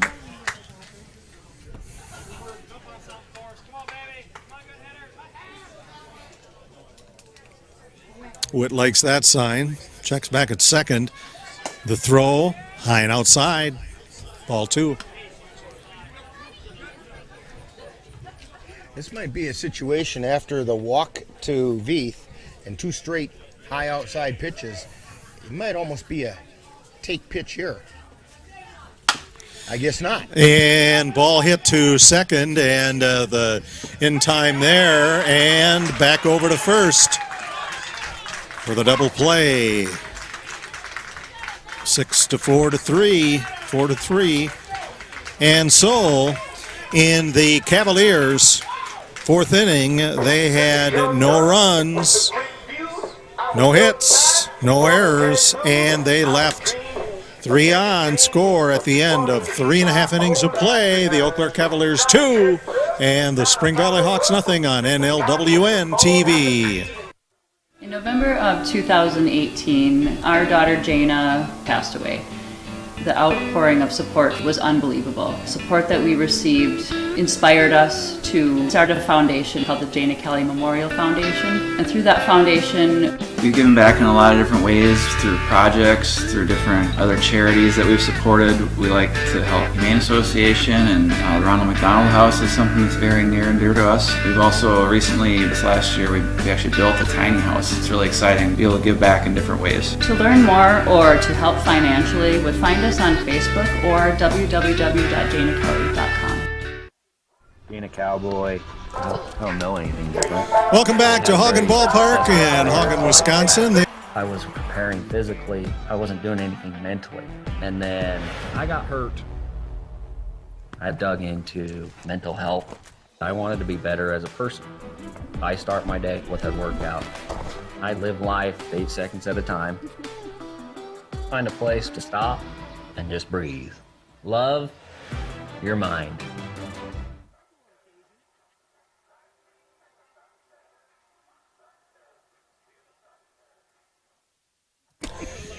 Back at Hagen for the WBA Regional that the Knights are hosting. They defeated the Cavaliers last night 5-1. Cavaliers now trying to get the win in this second game for them in the tournament. They're leading 2-0. We're in the bottom of the 4th, and due up for the home team, the Spring Valley Hawks, will be Stephen Hensley, Casey Ryan, and Ethan Feedy. In case that name Stephen Hensley sounds familiar to some of you, I know it was kind of bugging me because I know I had heard it before. He used to play ball with the Seattle Mariners. That's why I've heard that name before. He took the bump a few times for the Mariners.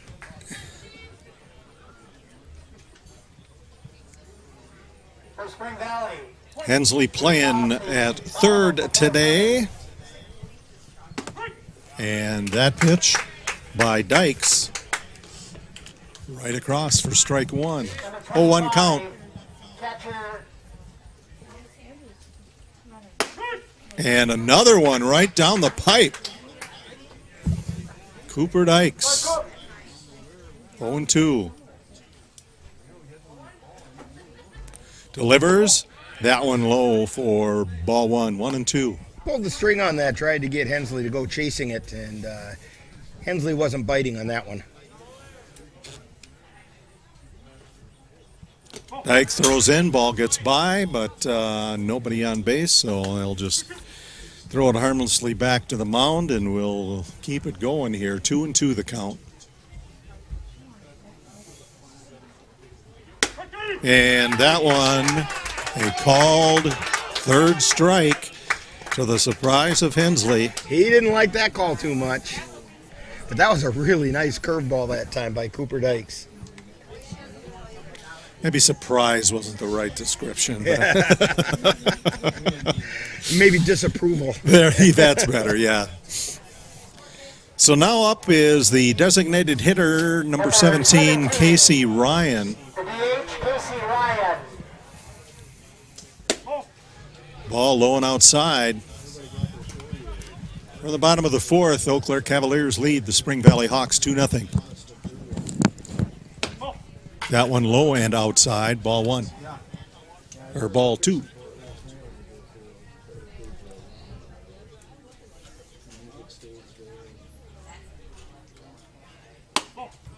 Dykes throws that pitch high, and we have a 3-0 count.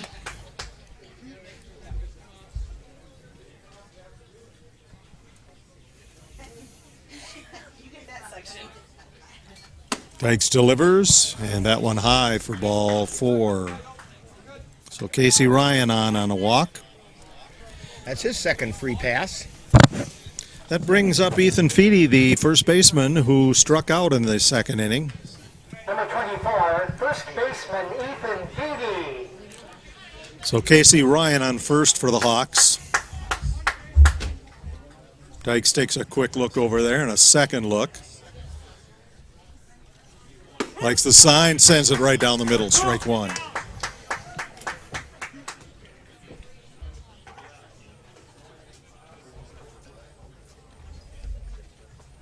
Dykes delivers. Pitch hit into center field. Underneath it to catch it, Xavier Bemnister. 2 outs.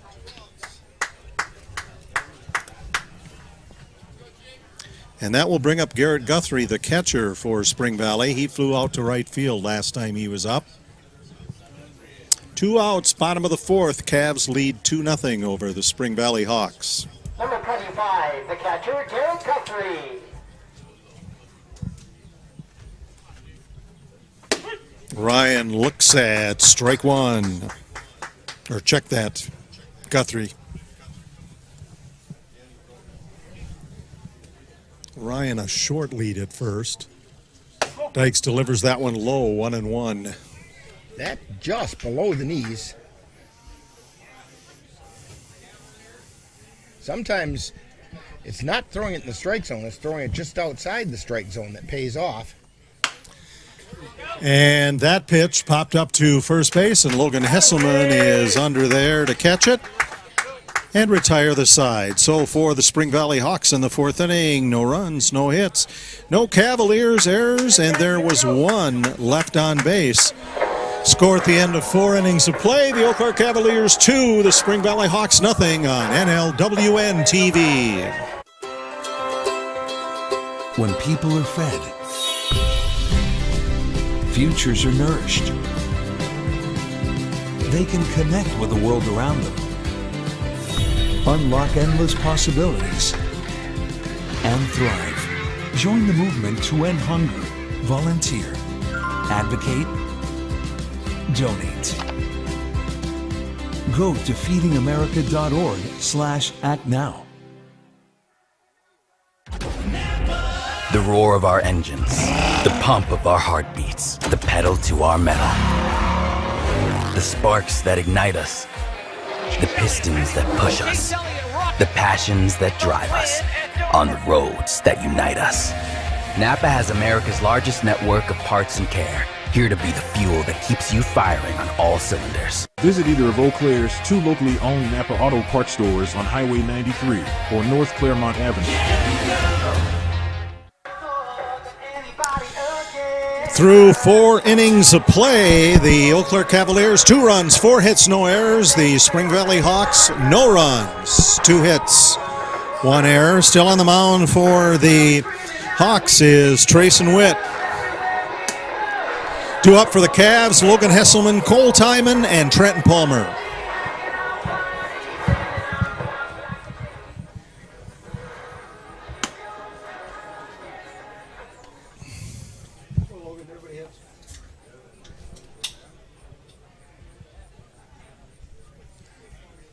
Trayson Witt came on in relief in the last inning.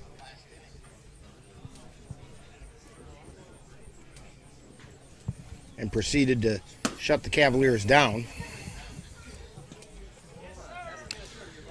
So first baseman Logan Hesselman steps into the batter's box. Of course, that shutting the Cavaliers down was with the aid of a 6-4-3 double play. Yes.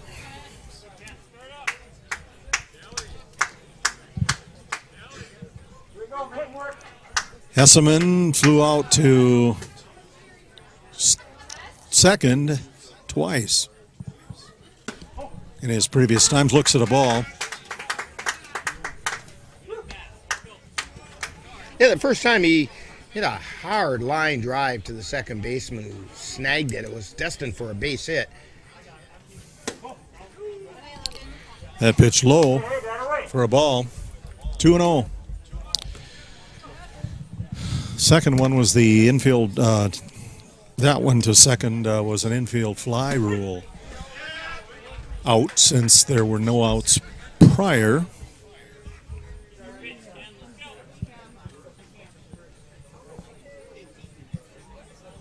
Witt winds, delivers. That one across. 2-1. 3-1, sorry.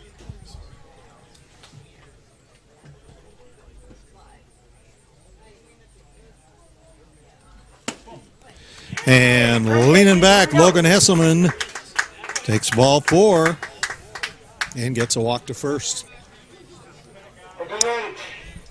Designated hitter Cole Timon. He had a base hit to right center and a sacrifice fly to center field the last 2 times he was up. In the second and third innings, respectively, Trayson Witt takes the sign, then checks first. At the belt, delivers. Low for ball 1.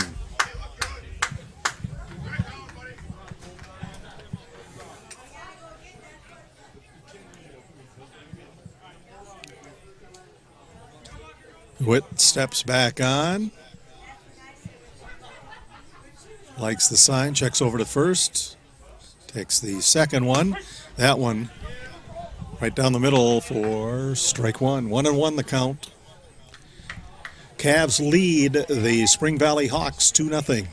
We're in the top of the 5th. Throw back to first. And Hesselman gets back there with no problem.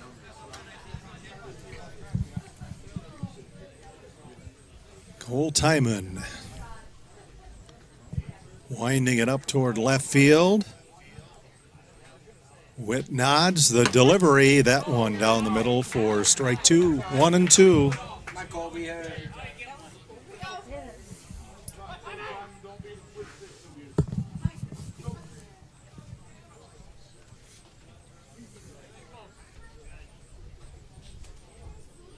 Waved off a couple of signs there. Then Witt checks first and throws that one in the dirt.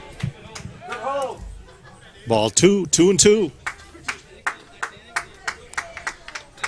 We're at Hagen Ballpark, the WBA Regional. Cavs look to even things up to 1-1 in this round robin. And that ball chopped to third base. The throw in time retires Cole Timon. So that was Hennessy to Feedy on the 5-3. That moves Hesselman to second. And Trenton Palmer now up to bat. He had a sac bunt in the second inning and had an RBI single to right.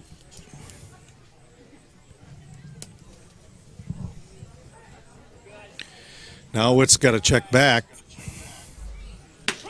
Delivers. Straight on. Strike 1. 0-1.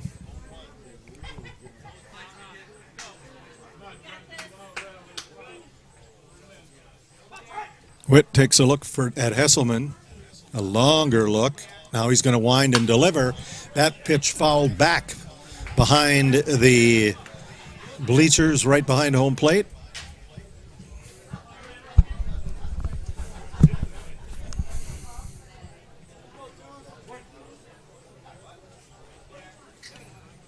Hesselman leads. Witt back there to take a look.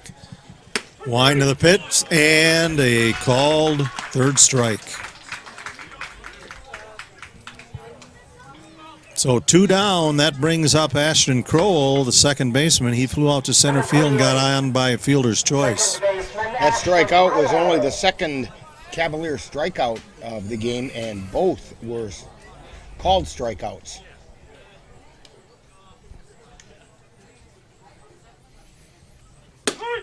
Delivery right down the middle, strike one.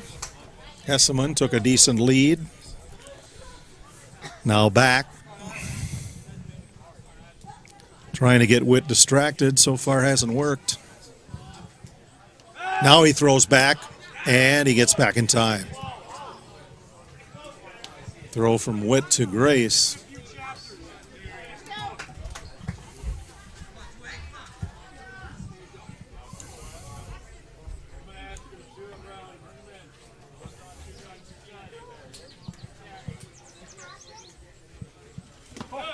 That ball low and outside. 1-1.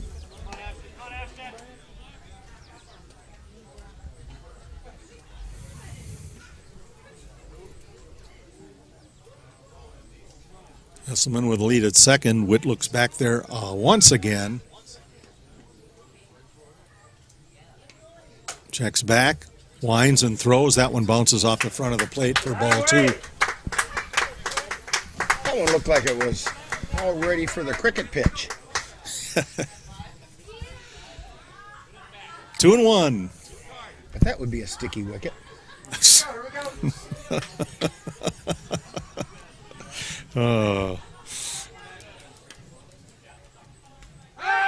Throw back to second. Hesselman gets back. They might have actually caught Hesselman leaning that time, but the ball went to the first base side of second, and Hesselman was still able to get back.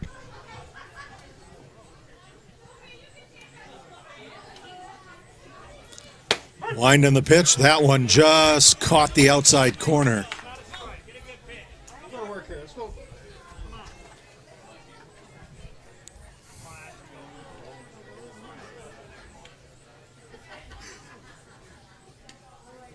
The delivery, and that ball popped up to first base and caught by Ethan Feedy to retire the side. So for the Cavaliers in the fifth inning, no runs, no hits, no errors by the Hawks, and one runner left. Score at the end of 4.5. Still the Eau Claire Cavaliers 2. The Spring Valley Hawks nothing on NLWN-TV. Mom's Restaurant and Pub in Colfax has just what you need when you have that craving for a home-cooked meal the way Mom used to make it. Mom's is open from 7 a.m. to 3 p.m. daily and until 9 on Fridays with a complete breakfast menu. Lunch includes sandwiches, salads, wraps, and burgers, along with Mom's comfort food favorites, and don't forget dinner on Fridays with Mom's famous fish fry. The coffee always hot, the breakfast always delicious, and lunch puts a smile on your face. 225 Bremer Avenue, Colfax. Call 715-962-4617. That's Mom's Restaurant and Pub in Colfax. Honey, the kids are antsy. What can we do that will keep all of us entertained and won't break the bank? How about we take them to the Cavaliers game? Tickets are inexpensive, there's popcorn, hot dogs, and other baseball treats, and great baseball action. That's right, Eau Claire Cavalier Baseball, your best choice for affordable family entertainment. Check out the schedule at www.eauclaircavaliers.org. Welcome back to the Haugen Ballpark. WBA Regional hosted by the Haugen Hawks. In the second game in this round robin for the Cavaliers, they lead the Spring Valley Hawks 2-0. Due up for the Hawks in the bottom of the fifth are Brett Gray, Scott Sales, and Cameron Deermeyer. Number 8, second baseman Brett Grace. Gray struck out the last time he batted, or attempted to. That was in the second inning. And that ball hit right over to third, the throw to first, and got by Hesselman. And sliding into second is Grace. I think it's going to be an error on Hesselman. The throw was not that bad. Very fieldable. So that's the first Cavs error of this afternoon's ball game. Right fielder Scott Sales now up. He flew out to center field the last time he batted. So Grace on second for the Hawks.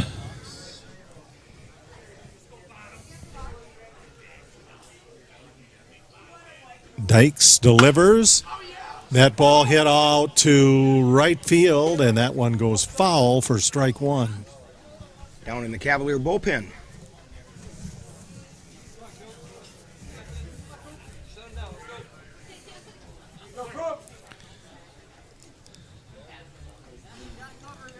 Sales the second batter. Grace checked it first. Dykes throws one outside and low. Ball one, 1-1.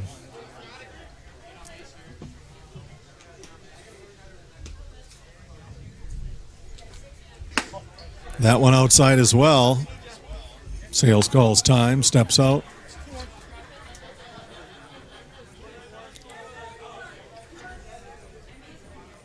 Grace leading at second. Dykes takes a check back there.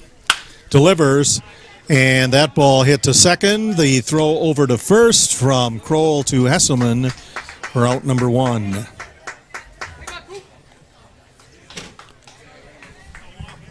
That advances Brett Grace to third and brings up the top of the order for Spring Valley. Cameron Deermeyer, the center fielder, he flew out to right and was thrown out at first by the pitcher on a coverage play.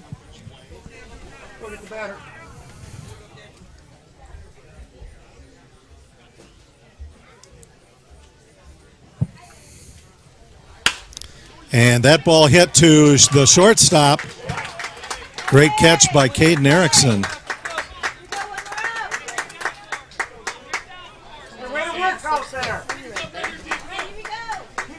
So that'll bring up Derek Meyer, the shortstop for the Hawks. As Amanda just mentioned to me, he used all of his 6'3" on that play. Yes. Meyer was thrown out at first the first time he was up, and looks at a strike on that one. He had a base hit to center. Second time he was up. Dykes delivers. That one bounces out of the dirt.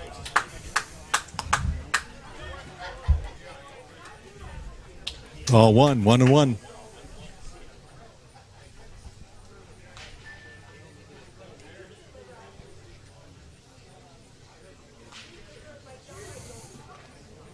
Dykes delivers, ball chopped to third and mishandled by Carter Veith. And that's going to score Brett Grace for the Hawks. There is no RBI on that. It's also an unearned run.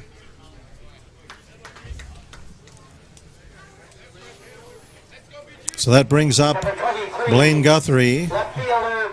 He plays left field. He struck out and flew out to center. Cavaliers the Hawks with 2 outs. And the throw over to second. Did it get him? Throw in time. For out number 3.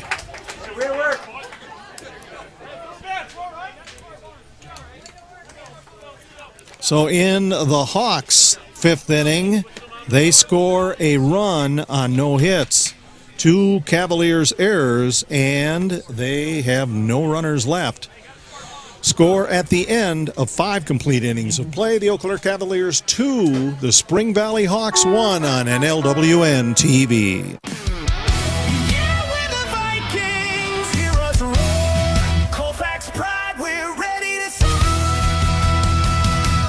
NLWN-2 is excited to bring you Colfax Viking football. Under Friday night lights, we lace up our cleats, heartbeats sync with the drums and Our first broadcast will be on Friday, August 22nd, when the Colfax Vikings host the Whitehall Norsemen.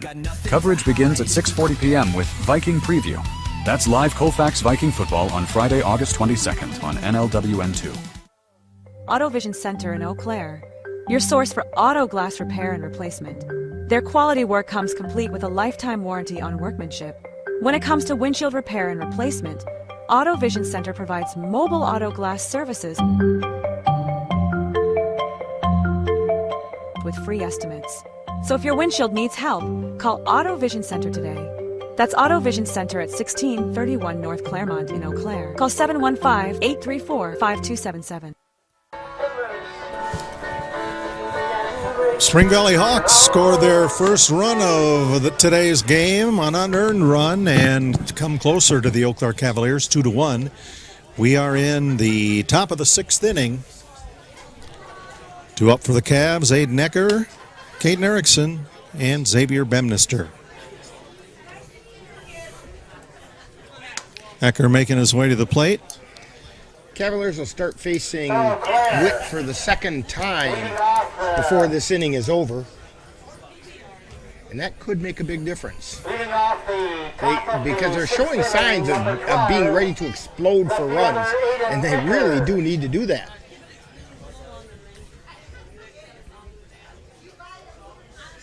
First pitch by Witt. Down the middle, strike one. And that looked a little low, according to a lot of people. The only one that counts is standing behind the dish. Yeah, that's right. That one, strike two. That one was a little higher. That one was at the knees for strike 1 or 2.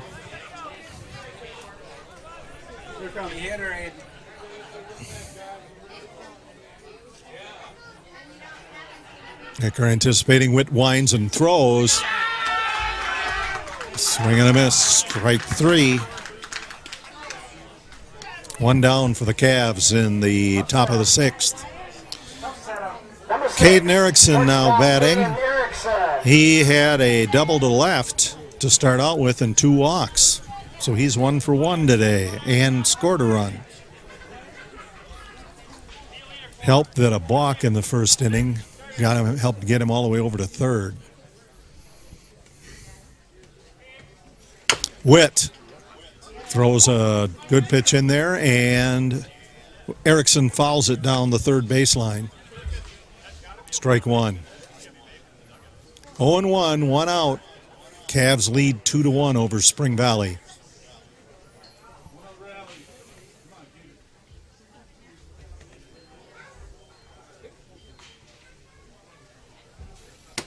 Witt throws another one that catches the outside corner.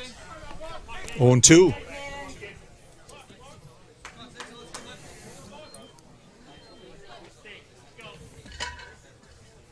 Trayson Witt, the reliever on the hill for Spring Valley, winds, throws, and that ball popped up foul.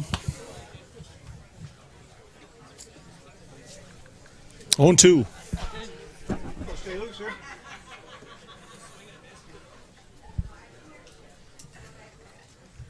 As the sun is lowering, getting some shade off in most of the outfield. And Ecker fouls another one. 0-2 the count. It's Erickson. Caden Erickson. Oh, sorry, yeah, Caden Erickson, sorry.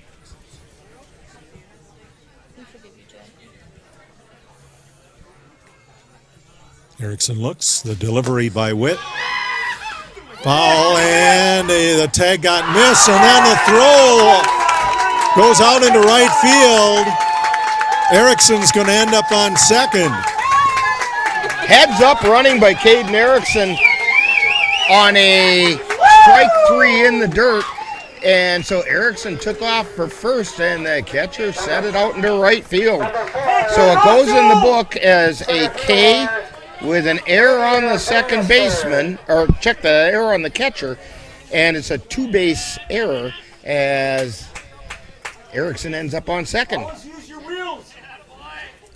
Garrett Guthrie, the catcher for the Hawks. Conference at the mound. He goes out to talk to Trayson Witt.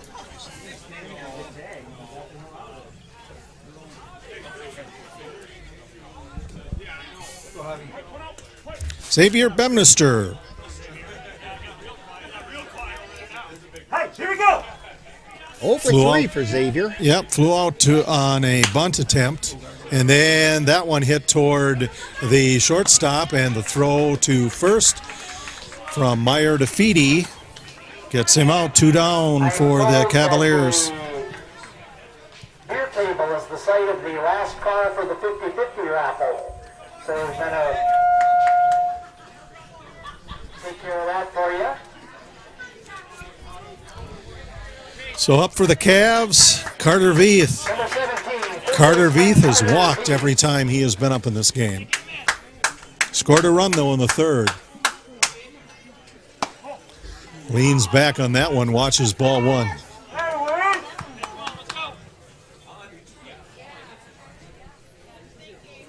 Carter scored the second run for the Cavaliers. Witt delivers.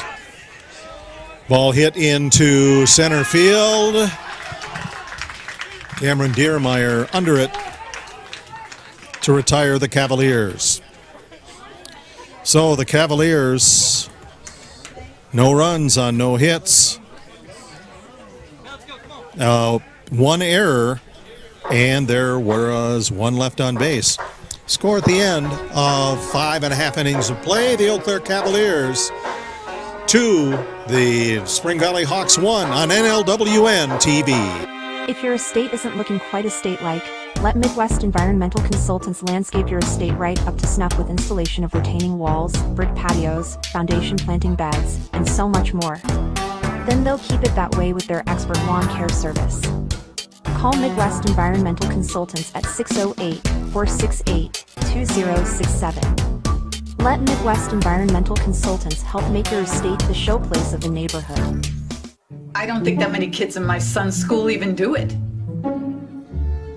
He makes fun of his friend who vapes. He would never try it. She's into soccer. She's on the honor roll. She's just not the type. No way. No way. No way. No way. My kid would never vape. Get your head out of the cloud. Today, nearly 8,000 kids will start vaping. Maybe even yours. Learn about the dangers at talkaboutvaping.org. Bottom of the 6th inning, the Eau Claire Cavs lead the Spring Valley Hawks 2-1. Due up for the Hawks are Blaine Guthrie, Stephen Hensley, and Casey Ryan. Cooper Dykes still on the mound for the Cavaliers. Dykes has not allowed an earned run in this game. In fact, has only allowed 2 hits. For Spring Valley, leading off the bottom of the 6th inning, number 23. So Blaine Guthrie, number 23, the left fielder, will lead off for Spring Valley. He flew out to center and struck out the last 2 times he batted.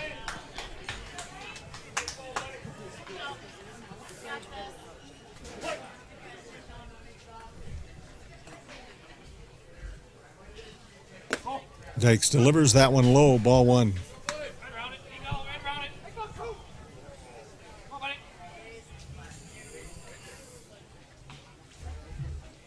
Dykes pitch. That one. That didn't miss by much. It didn't. 2-0.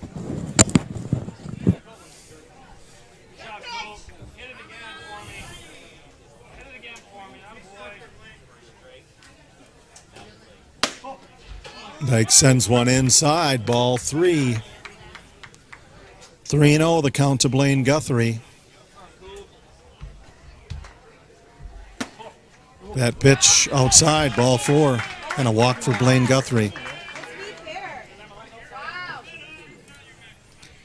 That's the 3rd walk given up by Dykes. Stephen Hensley now up. He had a base hit to left center and struck out the last 2 times he was at bat in this game. He went down looking and did not like the call his last time up.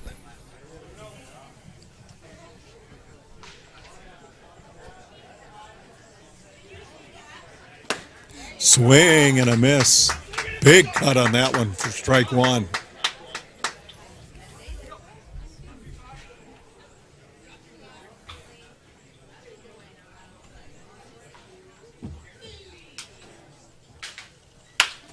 And that ball hit to shortstop. The throw, or the toss to second, is good from Erickson to Kroll for out number 1. They didn't have a play at first, so Hensley's on the fielder's choice. The DH, Casey Ryan. Casey Ryan, the designated hitter, now up for Spring Valley, and he walked each of the 2 times he was at bat earlier. Dykes checks over to first, and Hensley delivers, swing and a miss, strike 1.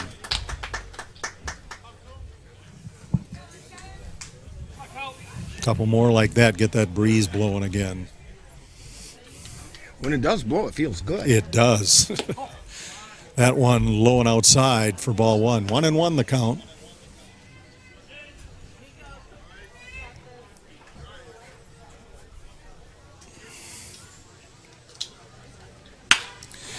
And base hit goes out to left field. Ecker there to get it. Advances Hensley to second.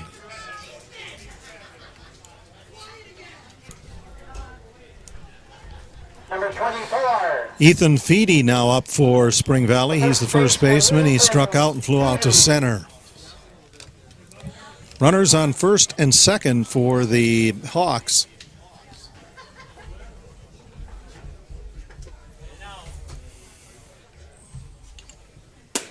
Dykes wide and outside. Ball 1.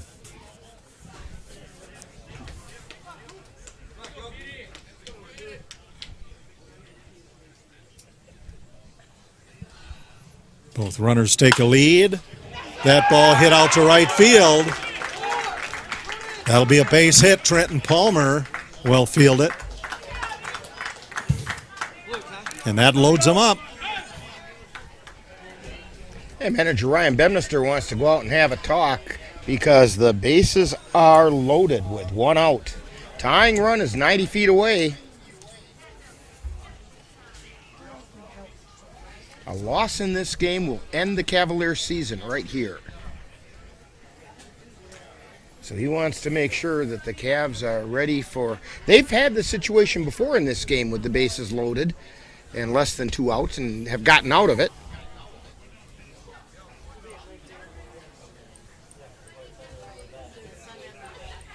And get out of it and then pile on some runs.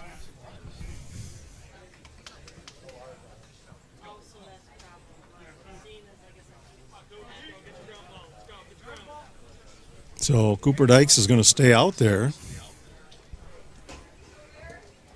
Still has the ball at the mound.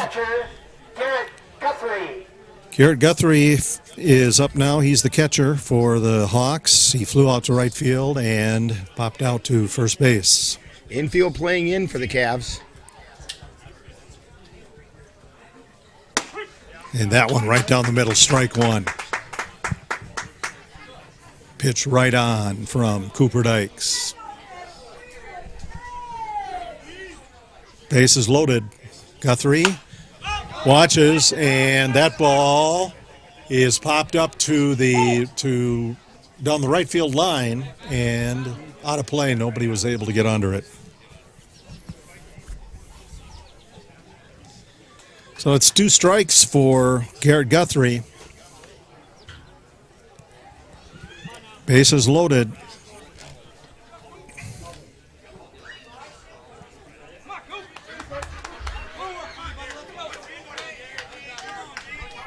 Dykes winds and delivers.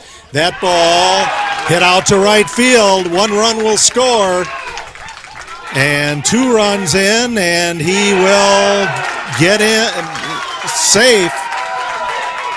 So Hensley and Ryan score.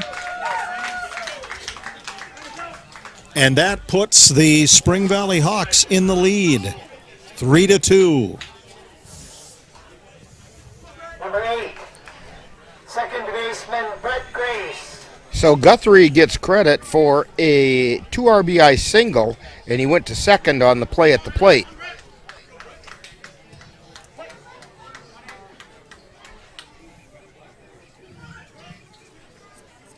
Now Brett Grace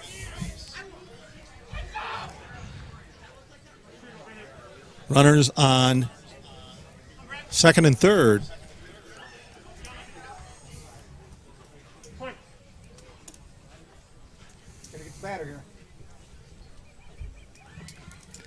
Dykes delivers, and that ball gets out of the hands of Veith, but the throw in time to first to retire Grace. So 2 outs. Scott Sales comes to bat now. He flew out to center and was thrown out at first from second in the 5th inning. For those of you scoring at home, that ground ball goes as a 5-6-3 because it went off of Veith, fielded by Erickson, and then the throw to first.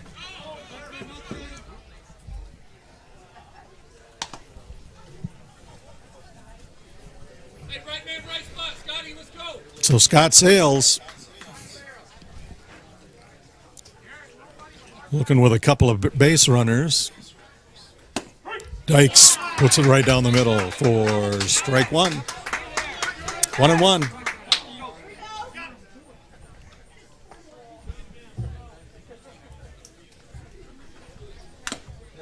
And that one foul tipped by Sales for strike 2. 1-2. Spring Valley with 2 outs. They scored 2 runs here to take the lead, 3-2. Cooper Dykes sends it in. That one catches the corner of the plate. And coming in on the wild pitch is Ethan Feedy.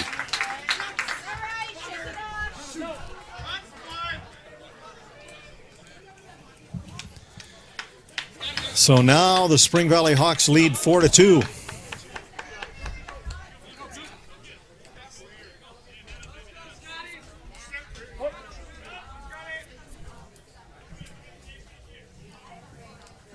Two and two the count. That one low in the dirt for ball 3.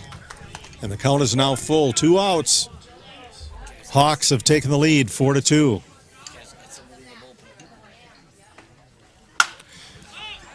And that ball hit down the right field line, and underneath it for out number 3 is Trenton Palmer with the catch.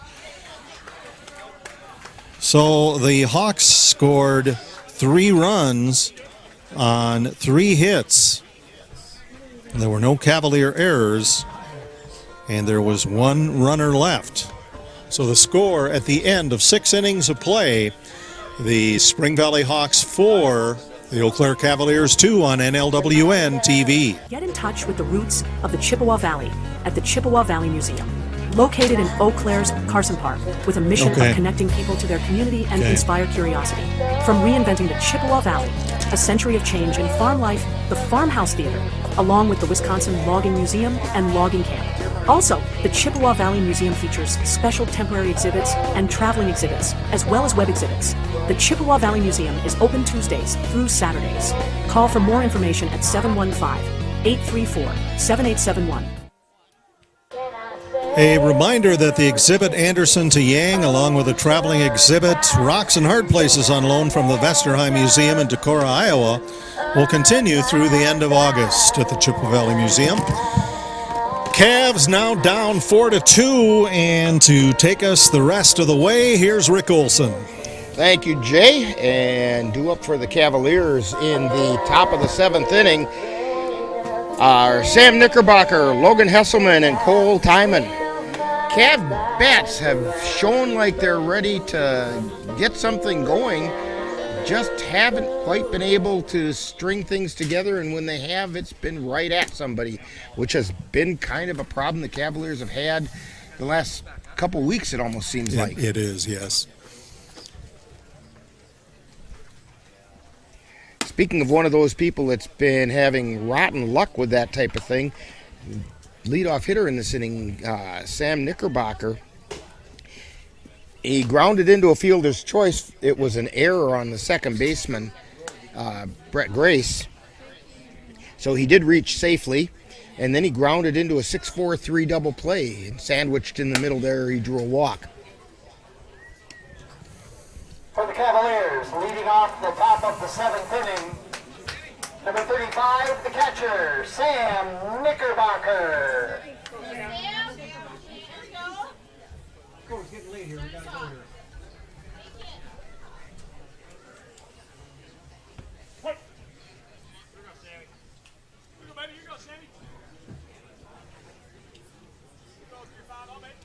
And the pitch. Strike called at the knees.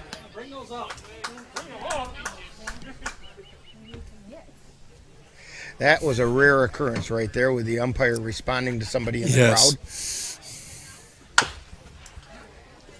Ground ball over to second, throw to first, and it's in time.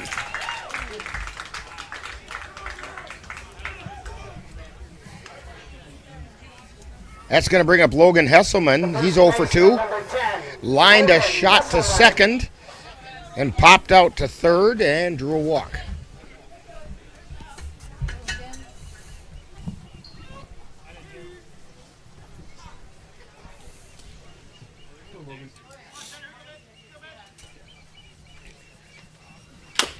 And he chops that one foul at the plate off his own leg.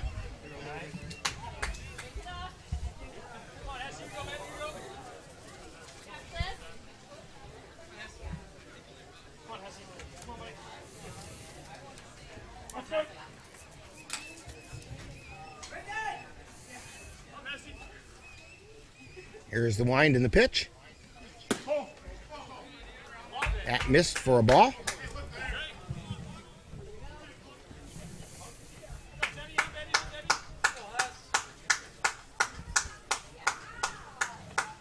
And the pitch. Check swing. Appeal down to third, and they said, no, he did not go. Ball 2. 2 balls, 1 strike, 1 out. We're in the top of the 7th. Cavs need a couple.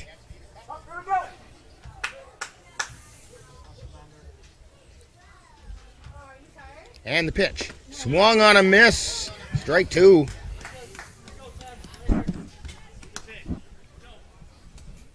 Two balls, 2 strikes to Logan Hesselman.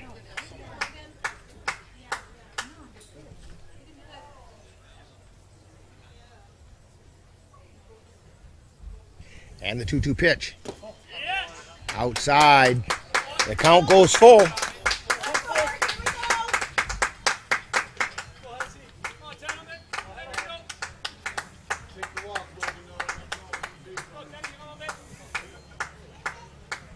And the pitch. There's a fly ball out into center field. Underneath it, making the catch is Cameron Diermeyer. Another one of many examples.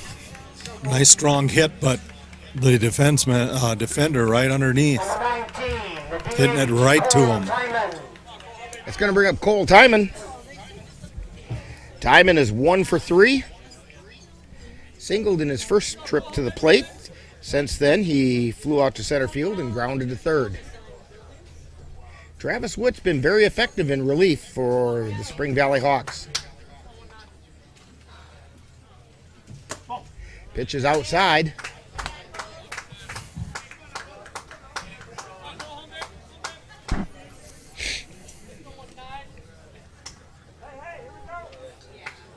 And the pitch. And the pitch was outside.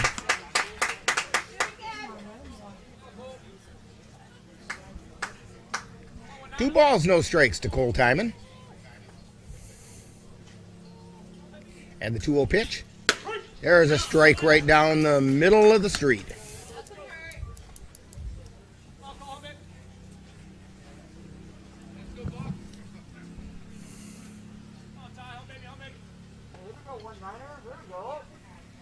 And the pitch. Ground ball over towards third. Scooped up and throw to first is in time. Hensley over to Feedy for the out. So with 3 down, no runs, no hits, no errors, nobody left on base for the Cavaliers, we go to the bottom of the 7th. It's time for the 7th inning stretch on NLWN-TV. NLWN2 invites you to join us in our time machine and journey back to the 1860s for some vintage baseball with the Menominee Blue Caps. Our next broadcast will be on Monday, August 18th, as the Blue Caps will be in action from Pioneer Village's old-fashioned county fair in Cameron, Wisconsin.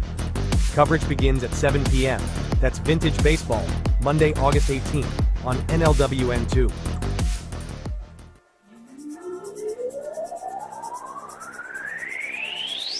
You're tuned to the Northern Light Webcasting Network and NLWN-TV. We use advertising revenue to make this service available to you. If you have a business and would like to get your message out to our ever-increasing audience, give us a call at 715-563-1749. We'll be happy to discuss our budget-friendly advertising packages with you.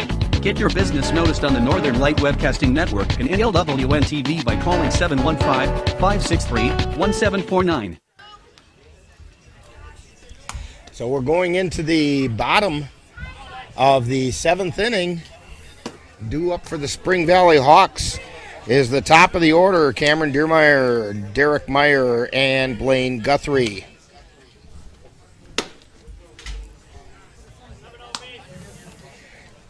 Deermeyer will be stepping to the plate.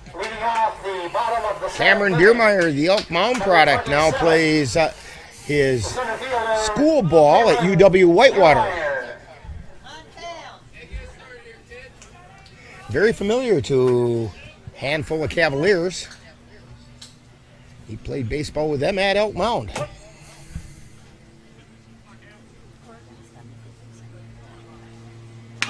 And he lays down a bunt, picked up by Veith, throw to first, and it's just off the mark, and Deermeyer gets a bunt single.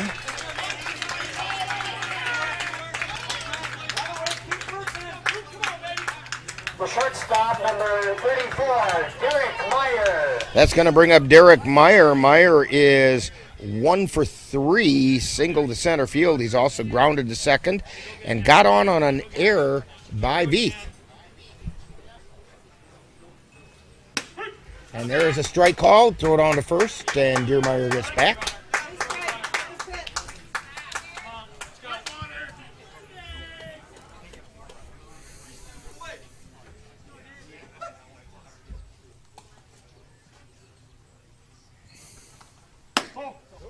Ooh, that pitch just missed high.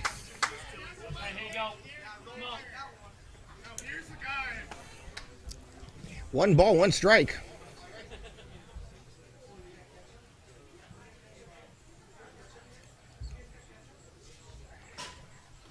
Curveball smashed out into center field, and coming on to make the catch is Bemnister.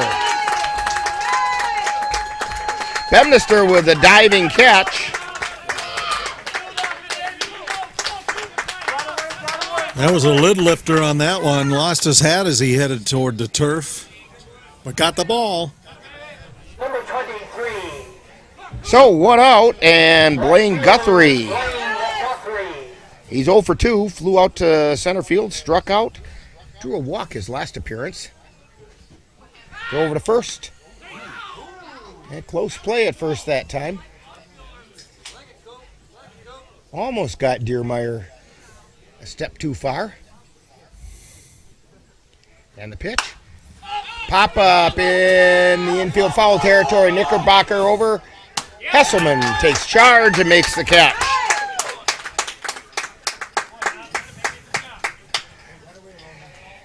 That's going to bring up Stephen Hensley. The third baseman, number 35, Stephen Hensley.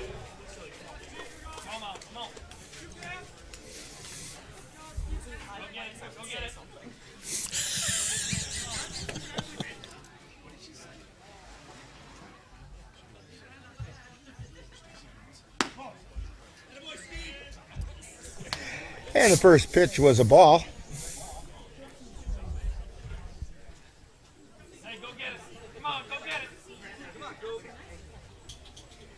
And the pitch is high for a ball. Throw it on to second, and they're saying he's safe.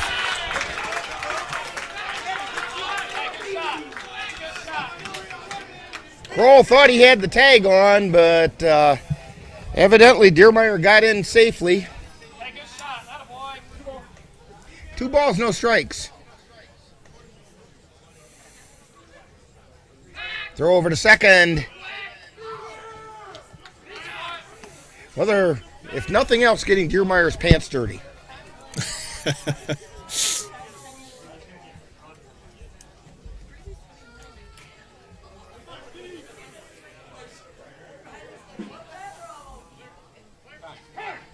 Time called.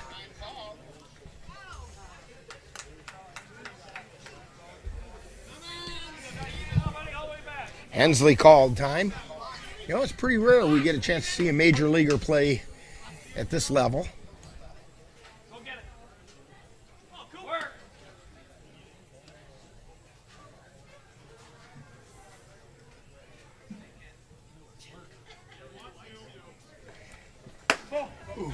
And that pitch just missed high.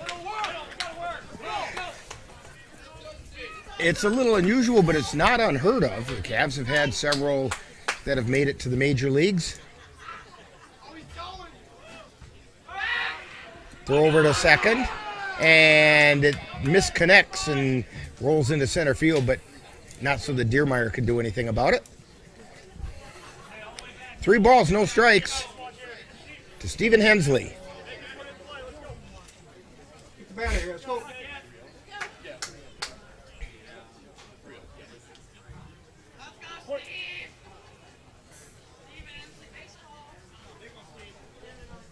And the pitch.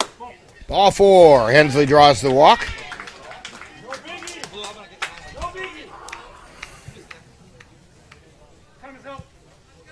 And Ryan Bemnister wants to have a chat. I think we've had some activity going on, and we're going to get a pitching change, I do believe. And we'll find out what that's all about right after this timeout on NLWN-TV. Let NLWN-TV take you out to the ballgame.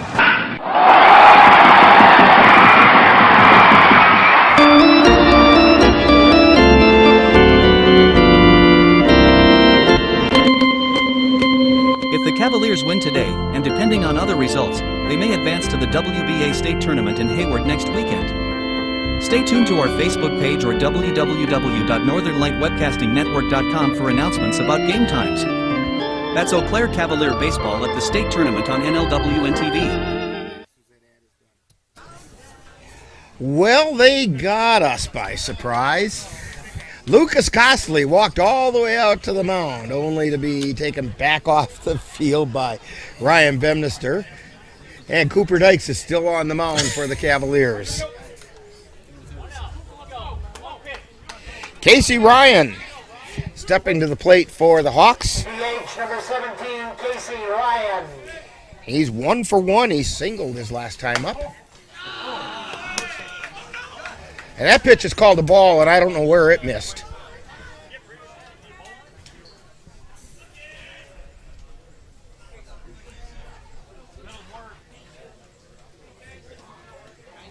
Dykes at the belt, and he delivers. There's a strike called on the outside corner. All that activity with Diermeyer didn't faze him. Here's the pitch. Smash over to Erickson. Throw over to first. It's in time. So, the Hawks pick up no runs on 1 hit. There were no errors and 1 left on base.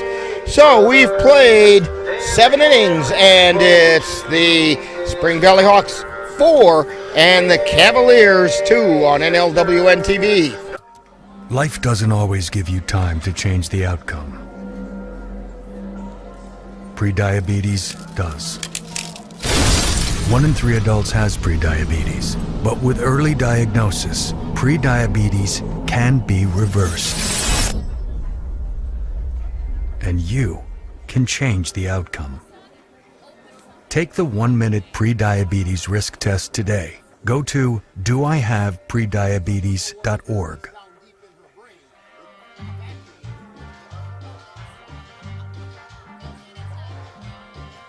Adding your own flavor to fashion comes with age.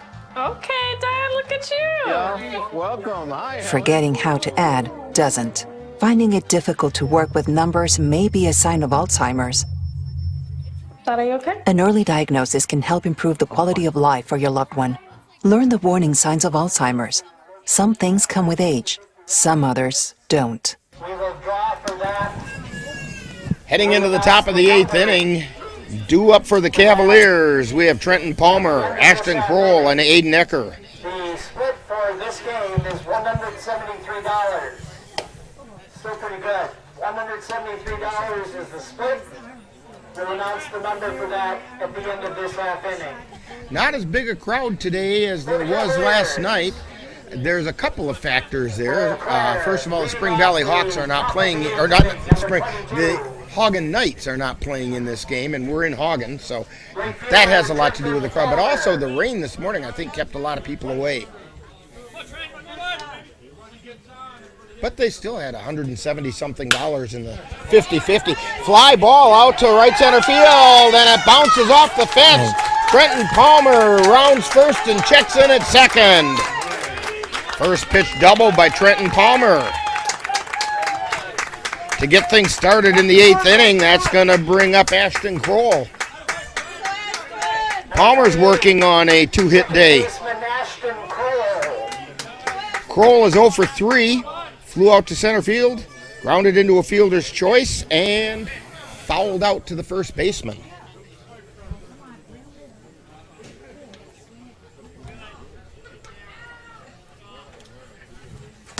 Pitch is inside for a ball.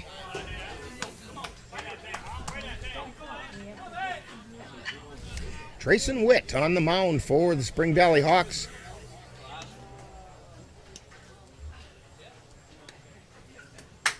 And the pitch. He lays down a bunt down the first base line. Witt picks it up, throws to first, and he's safe!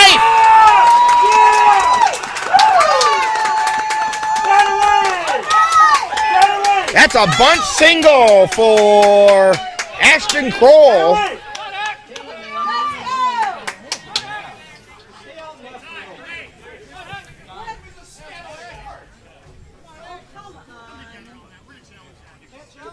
And they're going to, I think Spring Valley's going to challenge the call. I don't know what a challenge involves here because there is no instant replay.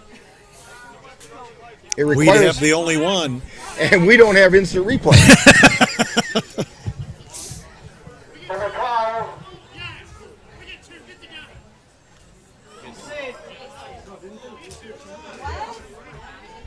And he wants the two umpires to get together.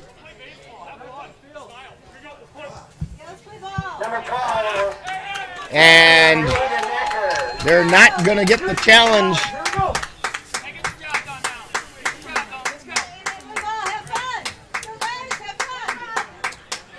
So, up for the Cavaliers is Aiden Ecker. He's 1 for 2. Singled his first time up. Struck out his last time up. Sandwiched in there was a walk. Strike called on the outside edge. Blaine Guthrie listed on the Spring Valley roster as one of 2 managers. So that's why, you know, a big reason he was pretty adamant about getting that reviewed. Turn him down. Cavs have runners on the corners, throw over to first, and Kroll gets back in safely.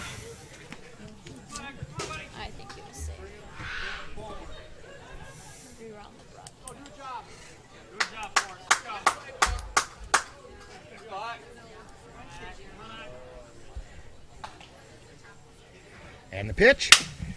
That sounds like a broken bat. Throw to second for 1. Throw over to first, and he's out at first. But a run comes in to score.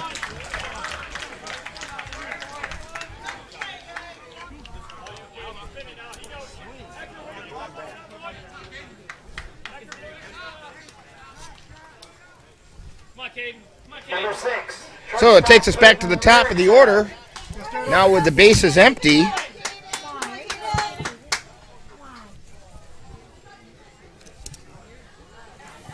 Caden Erickson.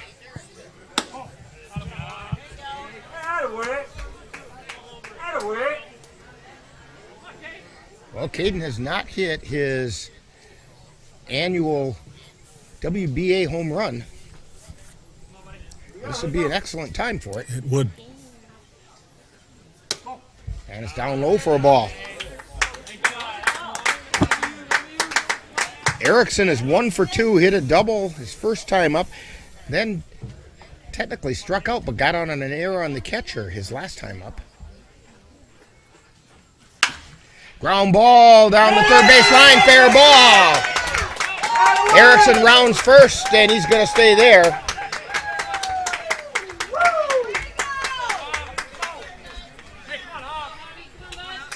That's going to bring up Xavier Bemnister.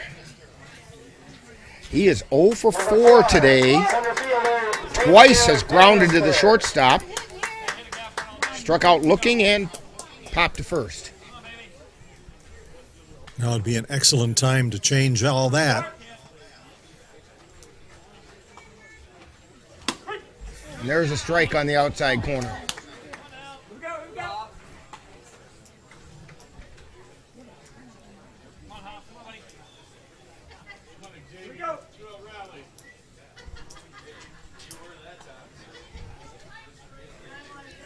So over to first. Erickson's back.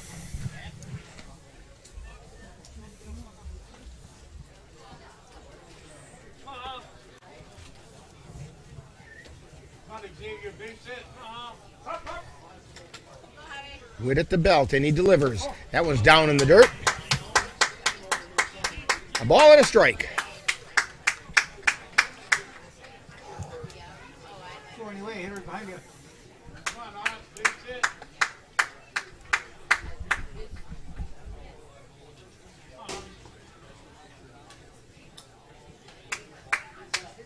Here's the pitch. There's a strike at the knees. 1 ball, 2 strikes. 2 down. We're in the top of the 8th inning. Cavs trail by a run. Caden Erickson on first.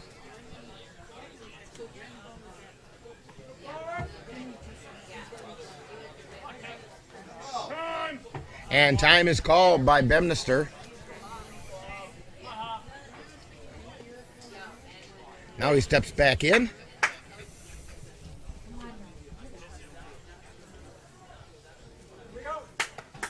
And the pitch.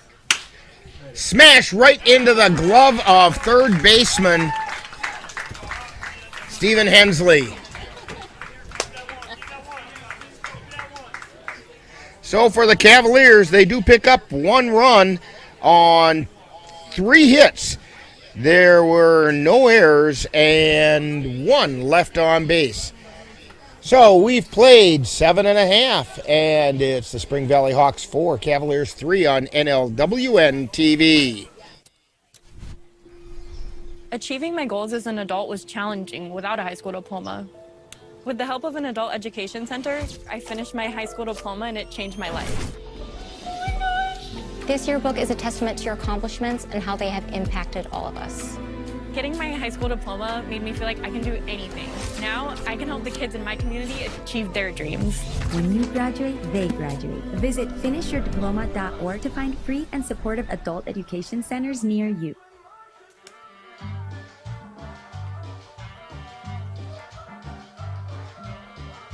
Adding your own flavor to fashion comes with age. Okay, Dad, look at you. Yeah, welcome. Hi. Forgetting how to add doesn't. Finding it difficult to work with numbers may be a sign of Alzheimer's. Dad, are you okay? An early diagnosis can help improve the quality of life for your loved one. Learn the warning signs of Alzheimer's. Some things come with age, some others don't.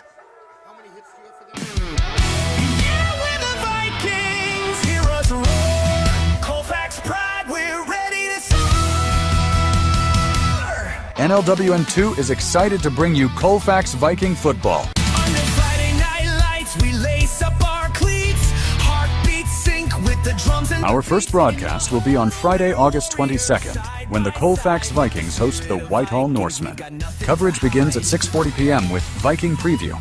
That's live Colfax Viking football on Friday, August 22nd on NLWN-2.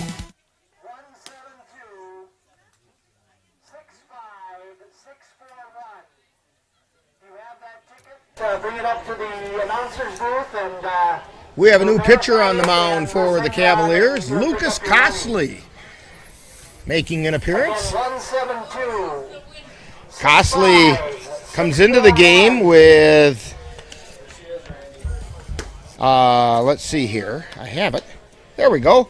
A 1.12 earned run average, 0-0 record with a save. He's got 8 innings pitched this year. He's been dealing with some arm injury problems this year, but he's healthy enough to come in and finish this one out. So due up for the Spring Valley Hawks is Ethan Feedy. Feedy is 1 for 3. Singled his last time up and scored a run.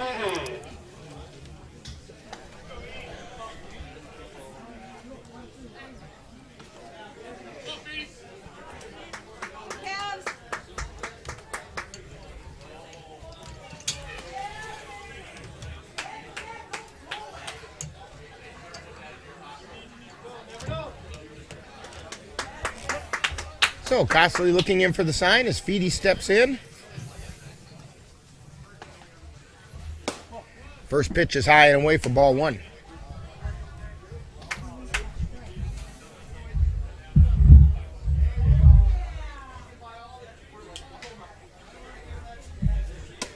And it's also high for ball 2.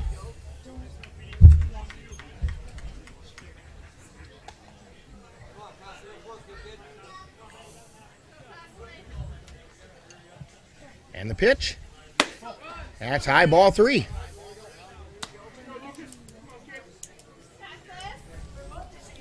Three and 0 to Ethan Feedy.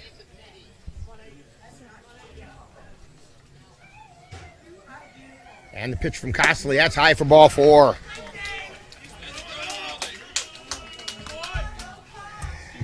That's going to bring up Garrett Guthrie at a 2 RBI single his last time up.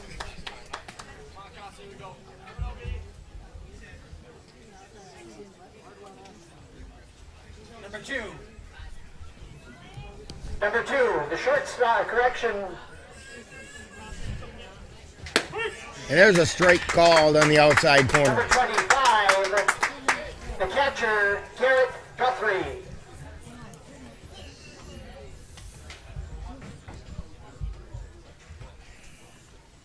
And that one's fouled back. 0-2 is the count.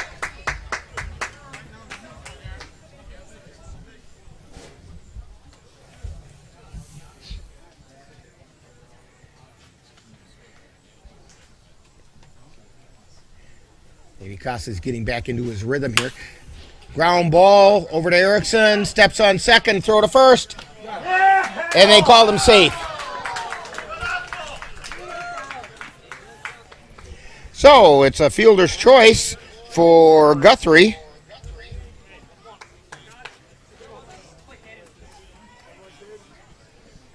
And that's going to bring up Brett Grace.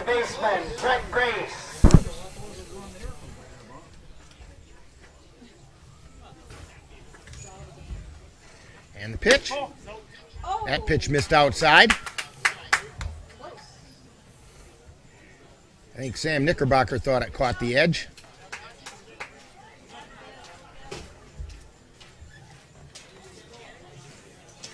And the pitch. There's a strike at the about mid-thigh level.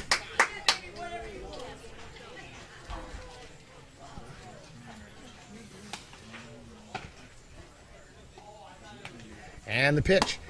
Strike called. He brought the curveball in.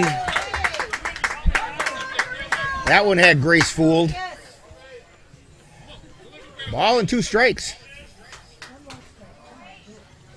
Fouled back into the screen. Count remains 1-2.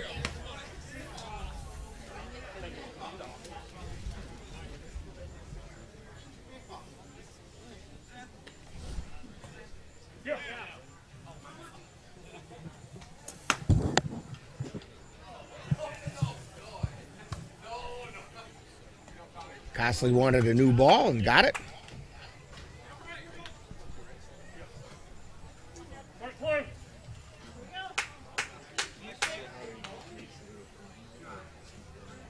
And the pitch. Swing and a miss. Strike 3. Threw the fastball right past him.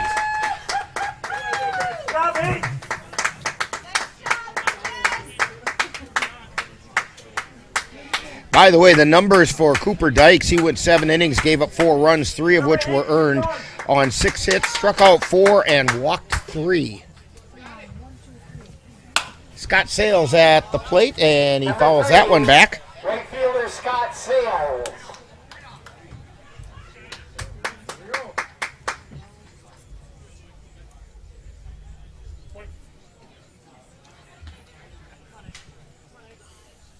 No balls and a strike in the pitch. Fly ball out into center field. Bemnister has it hop in front of him. So Sales has a base hit. And it moves Garrett Guthrie over to second base. Number 37. Back to the top of the order, Cameron Deermeyer comes to the plate. He's 1 for 4. He had a bunt single his last time up.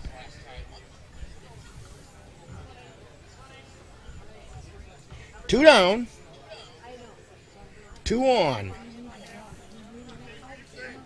Gossley looks at second. And now delivers. There's a strike called.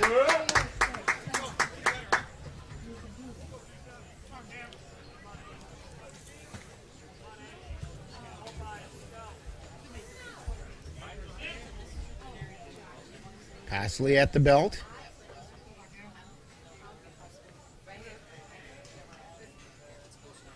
And the pitch.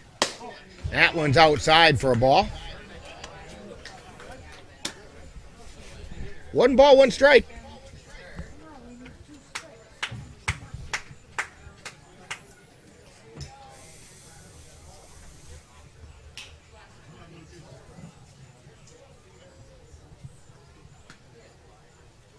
And the pitch. That just missed inside.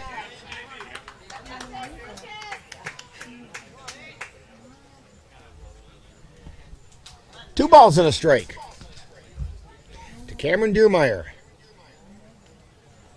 Gossley delivers. That one's fouled back into the screen.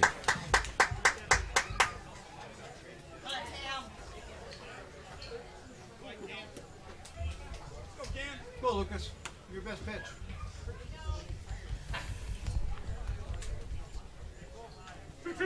Two balls, 2 strikes, 2 down, 2 on. We're in the bottom of the 8th inning. Cavs trail by a run. Want to get out of here right about now so that they can come up and put some runs on the board in the 9th. Oh, a pitch did just missed outside for a ball.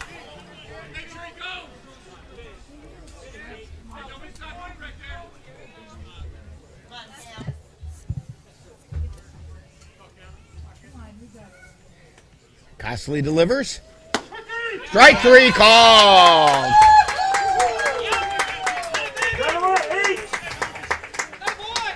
And Gossley got him looking.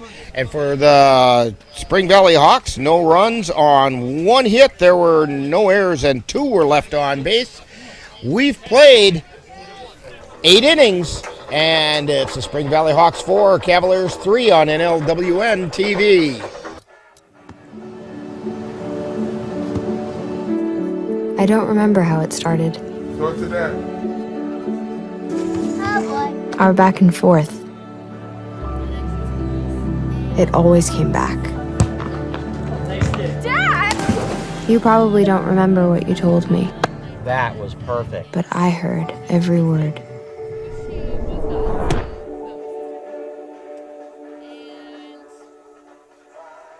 Can't believe you're doing this alone. I've done it before. I remember. You threw your back out. How you holding up? Hand me that board. Nothing wrong with getting help. I'm good. I did it when Felicia left. I'll figure it out.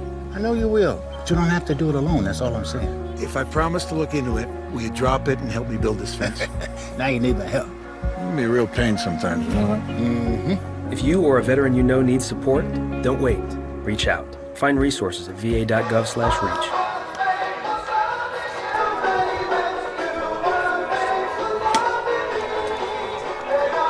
Back here at Hagen Ballpark in Hagen, Wisconsin. We go to the 9th inning. Cavs need 1 to tie, 2 to take a lead. Even more if they want to have hopes to get to Hayward next weekend.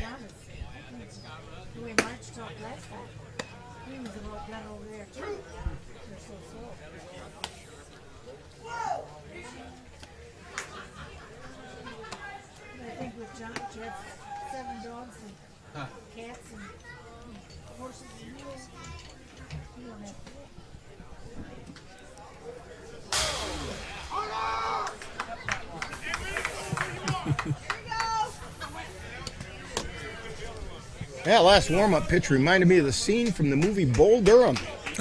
When Kevin Costner went out and told him, get the mask on. I don't see one to hit over there. That's why I just threw it into the backstop about halfway up.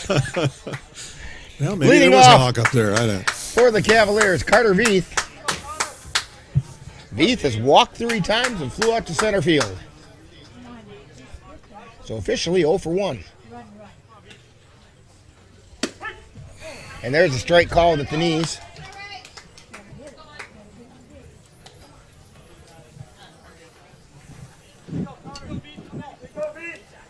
And the pitch, that's down low.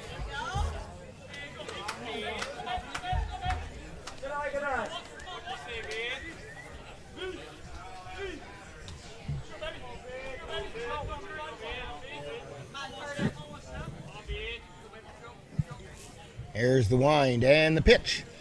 That one's fouled at the plate. Count is now 1-2.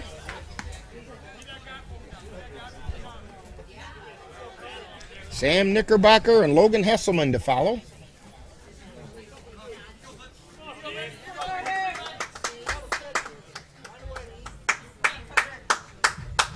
And the pitch. That's outside for a ball. Counts even at 2-2.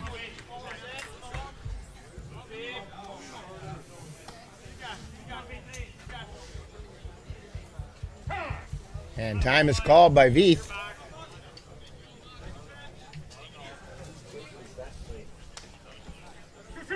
Trayson Witt on the mound.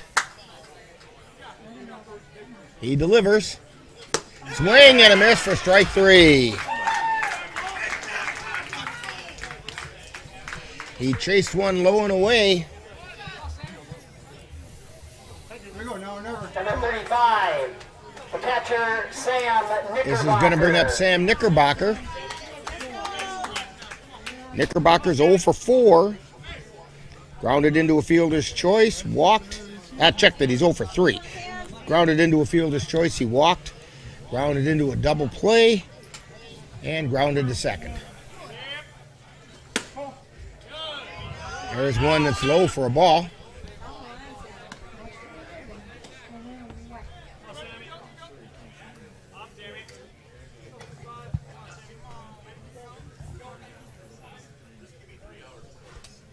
Here's the pitch. Fly ball out into center field, right center field, and under it's the center fielder, Cameron Diermeyer, and he makes the catch. Cavs down to their final at-bat, or final out, I should say. First baseman, Logan Hesselman. This could be the final out of the season for the Cavaliers. Logan Hesselman, 0 for 3, lined into a line shot double play. Popped to third, flew out to center field.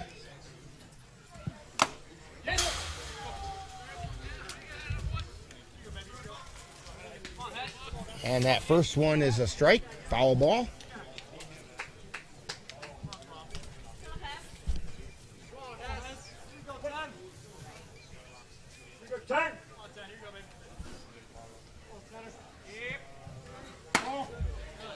And there's a ball.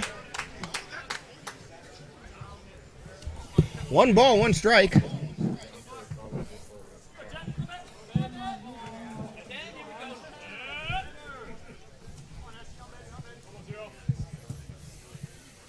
Swing and a miss, strike 2. Cavs down to their final strike.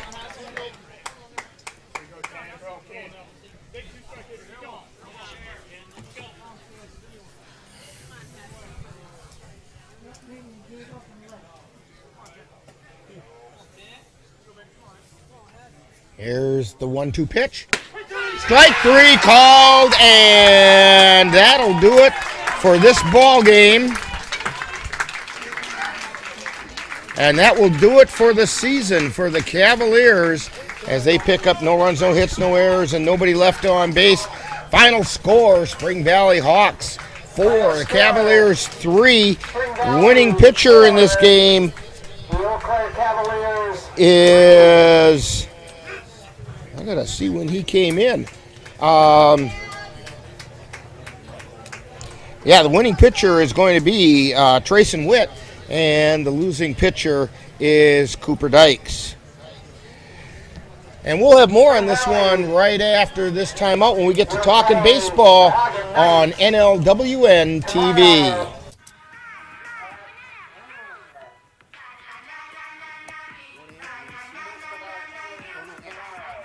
Losing the fear of looking foolish comes with age. Who did you steal him from? Losing your way in your own home doesn't. Confusion with time and place may be a sign of Alzheimer's. Are you okay? Yeah, I'm fine. Early detection gives you and your loved one time to plan for the future. Learn the warning signs of Alzheimer's.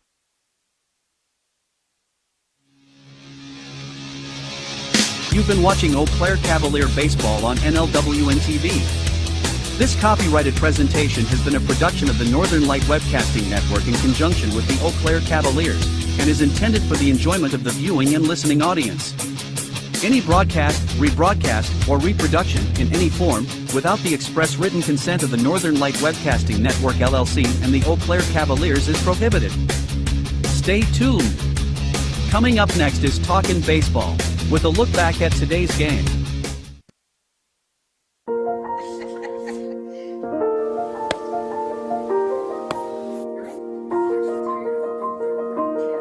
Hey, honey. We thought we'd try something new. Family art hour. What do you think? You got jokes. You're funny. Learn about adopting a teen from foster care. You can't imagine the reward. Learn more at adoptuskids.org.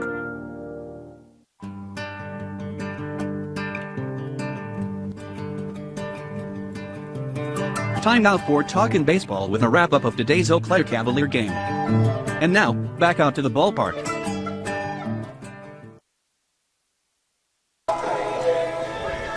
And we're back here at the Hagen Ballpark in Hagen, where the Cavaliers' season has come to an end after they were defeated by the Hagen Knights 4-3. And in fact, in this whole regional, the Cavs were in every game, both games that they played, and just couldn't come away with the victory. And that's what happens. You can't come away with the victory. Jay, your thoughts? Yeah, it was, another tough one for the Cavs in that they started out really strong. Looked like the bats were going to, let loose, but a lot of stuff was driven right to fielders. And I think another turning point in the game was in the fifth inning. The Cavs were errorless until the fifth inning, when the Hawks were able to score their first run, and it was unearned, helped by those errors. So still a lot of talent, a lot of fun on the Cavaliers dugout, and it was a great season. And this is my first time being with the team, and happy to be able to do it because this is a fun, classy organization. Yes, it most certainly is, and we've been kind of saying things like this all season long, that they deserve better, but you've got to earn it, and you've got to get the better on your own. But this is a team that deserves every bit of support that they get from the community, because this is a team to be proud of. These are very good young men, polite, respectful, and it's been a lot of fun to do their games. We're waiting on manager Ryan Bemnister to come over and talk with us, but being a tournament, you've got to get out of the dugout real quickly, and so they're busily getting stuff packed, because coming up very shortly we have, here at the Hagen Regional, the Eau Claire Bears will be taking on the Lake Superior Sea Dogs in the final game of today. And I'm just glad we got today's game in. The weather this morning, boy, it sure didn't look like that was going to happen. And hats off to the grounds crew here at Hagen Ballpark for getting the field ready for the Sea Dogs against Brill, and then for the Cavaliers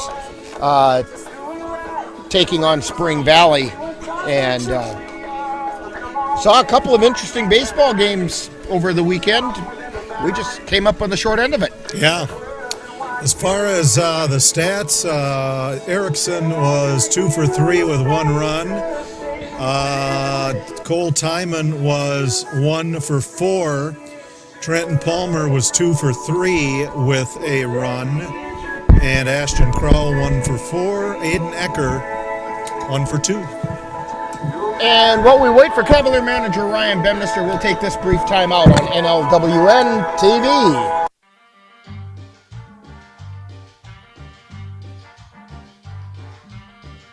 Adding your own flavor to fashion comes with age. Okay, Dad, look at you. Yeah, welcome. Hi. Forgetting how to add doesn't. Finding it difficult to work with numbers may be a sign of Alzheimer's. Dad, are you okay? An early diagnosis can help improve the quality of life for your loved one. Learn the warning signs of Alzheimer's. Some things come with age, some others don't.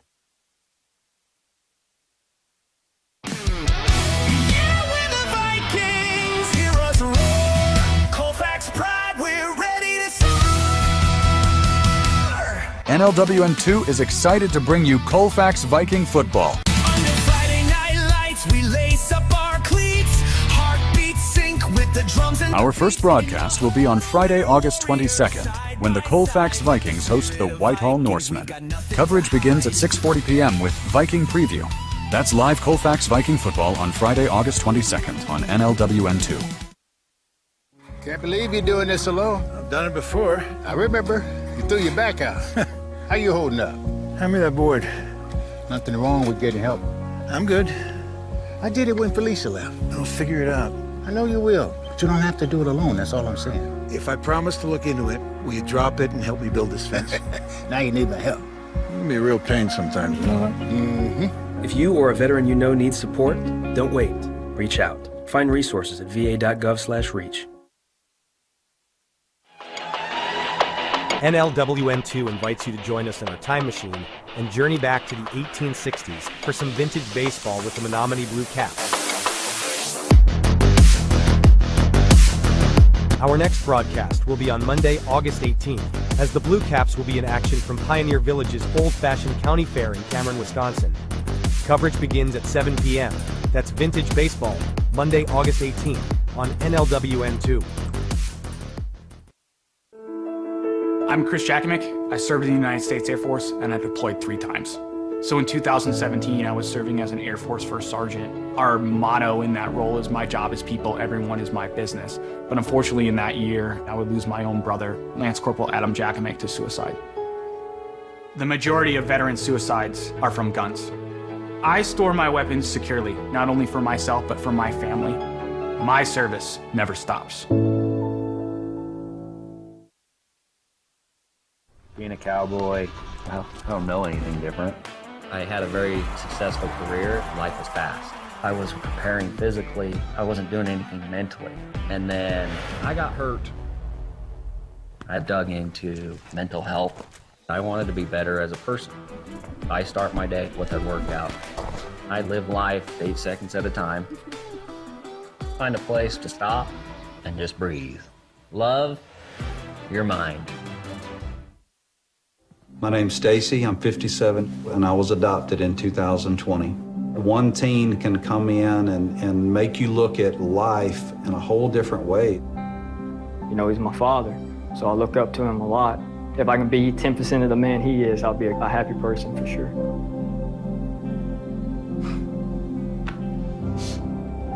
Learn about adopting a teen from foster care. You can't imagine the reward. Visit adoptuskids.org. Back here at Hagen Ballpark in Hagen, Wisconsin, Cavaliers come up on the short end of a 4-3 score that will cap their season. Cavaliers finished the year with a record of 20 wins and 11 losses. The Spring Valley Hawks, who defeated the Cavaliers today, up their record to 11-4. Cavaliers had 3 runs, 7 hits, 2 errors. And this is a critical one, Jay. They left 11 on base, whereas the Hawks had 4 runs on 7 hits, just like the Cavs, 2 errors. So aside from being 1 run tally different, the stats were pretty even. Yep.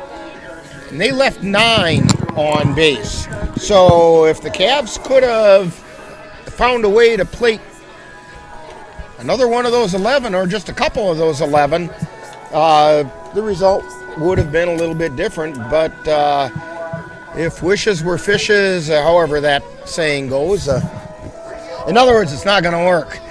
And so, yeah, I think those 2 errors that Cavs had, their only 2 errors, came in the 5th inning, helped the Hawks get on the board, because at that point they were up 2-0. The Cavs were. Right, and the Hawks scored. That's the 1 run that the Hawks got. That was an unearned run, and then they got on the board, got back into the game, and then in the 6th inning, they strung together 3 consecutive hits after a walk and a fielder's choice. So 5 straight batters reached successfully, and they were able to plate 3 runs out of that situation, and that was basically it for the Cavs, and it spelled doom for them. We're still waiting on Cavalier manager Ryan Bemnister, and we're not going to wait much longer because he is on his way up here right now, and he's trying to find his way up.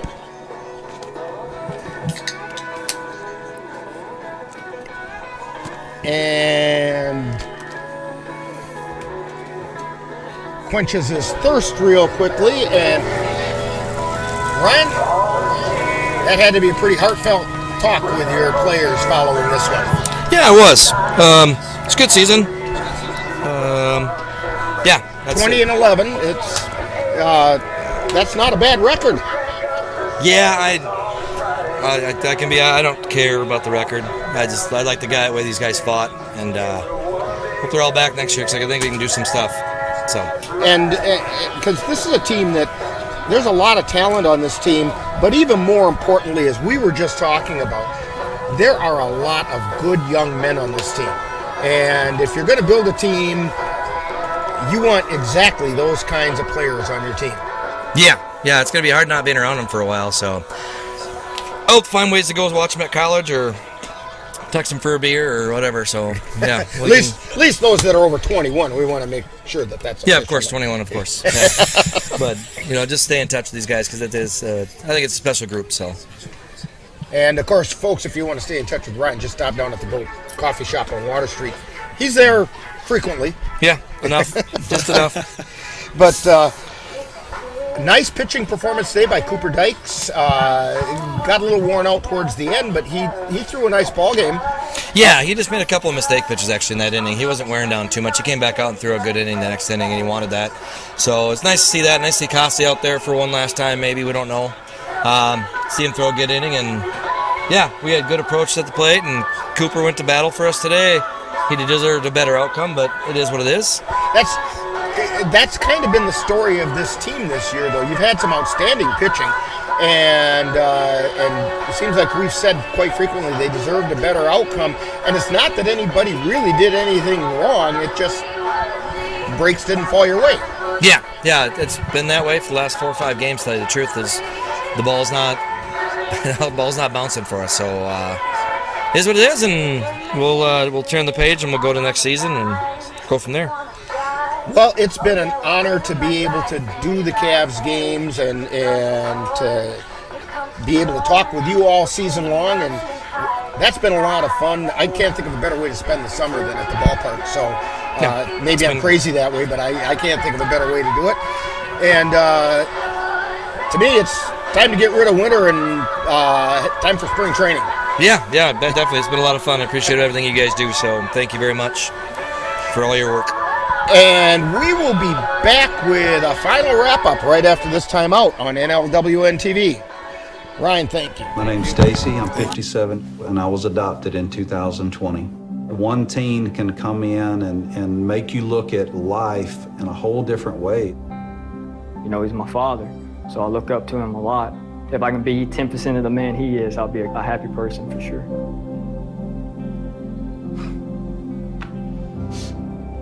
Learn about adopting a teen from foster care.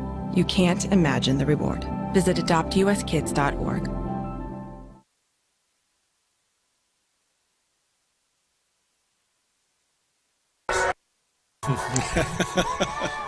And we're back here at Hagen Ballpark. And Jay, your thoughts about this one? Yeah, it was a tough way to end the season, but a great group of guys. And if they'll be back next year, a lot to look forward to here in the with the Cavs and the Cavaliers organization. And so the Cavs finished their season with a 20-win, 11-loss record after the 4-3 defeat at the hands of the Spring Valley Hawks. And Jay, why don't you take us out of here? Alrighty, be sure to join us on Monday, August 18th on NLWN-2 as our coverage of vintage baseball continues when we bring you the Menominee Blue Caps playing at the Pioneer Village Old-Fashioned County Fair in Cameron. Coverage begins on August 18th at 7 p.m. on NLWN-2. And high school football is right around the corner where this is the place to see Colfax High School sports, and the football team has the home opener against Whitehall on Friday night, August 22nd, and we hope that you'll join us for that. And that'll be on NLWN2. Okay. Today's Eau Claire Cavalier playoff game brought to you by Menominee Eye and Optical, with quality, personalized care for you and your family. Your Napa Auto Parts store at 3580 Mall Drive in Eau Claire. Mom's Restaurant and Pub in Colfax. Comfort food the way Mom used to make it. Midwest Environmental Consultants, lawn care and soil testing experts for Western Wisconsin. Auto Vision Center, windshield repair and replacement on North Claremont Avenue in Eau Claire. Slayton's Technology, the official IT provider for the Northern Light Webcasting Network. And the Chippewa Valley Museum, where you can connect with the roots of the valley in Carson Park. Be sure to thank these fine sponsors by mentioning, or even better yet, doing business with them. They have brought you Eau Claire Cavalier baseball here on NLWN-TV. And they've been doing it all season long, and it has been an honor and pleasure to be able to bring you folks Cavalier baseball all season long. We didn't miss a single game, and I think that's the first year we've done every single game, because I think there may have been one or two we missed last year. We did not miss any this year, so we brought them all to you, and so you saw it, warts and all. And sometimes there were some warts, but as I said to Ryan, I can't think of a better place to spend the summer than at the ballpark. And with a team the quality of the Cavaliers, you can't miss on that. So for Jay Fall and Dan Petchow and Amanda Lemler, this is Rick Olson, and final score once again is the Spring Valley Hawks 4, Cavaliers 3. You've been tuned to Cavalier Baseball on NLWN-TV. You have been tuned to Talkin' Baseball with a wrap-up of today's Eau Claire Cavalier baseball game. This has been a presentation of the Northern Light Webcasting Network and NLWN-TV.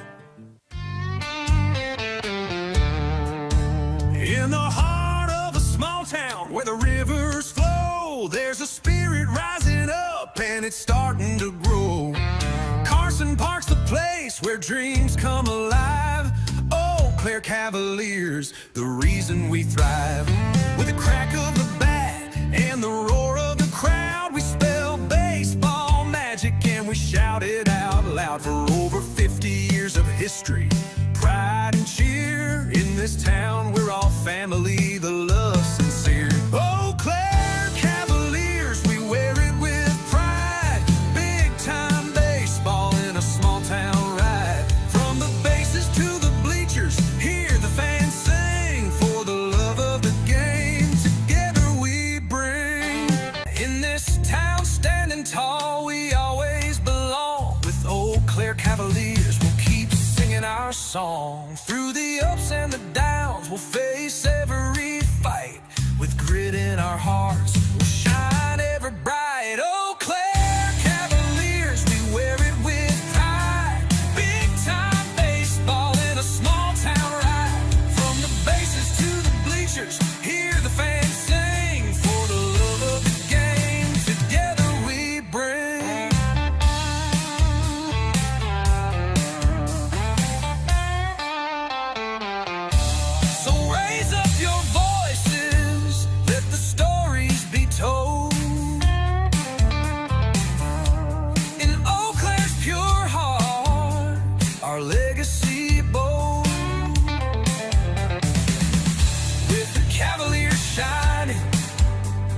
stars in the night. Big time in a small town, forever in our sight.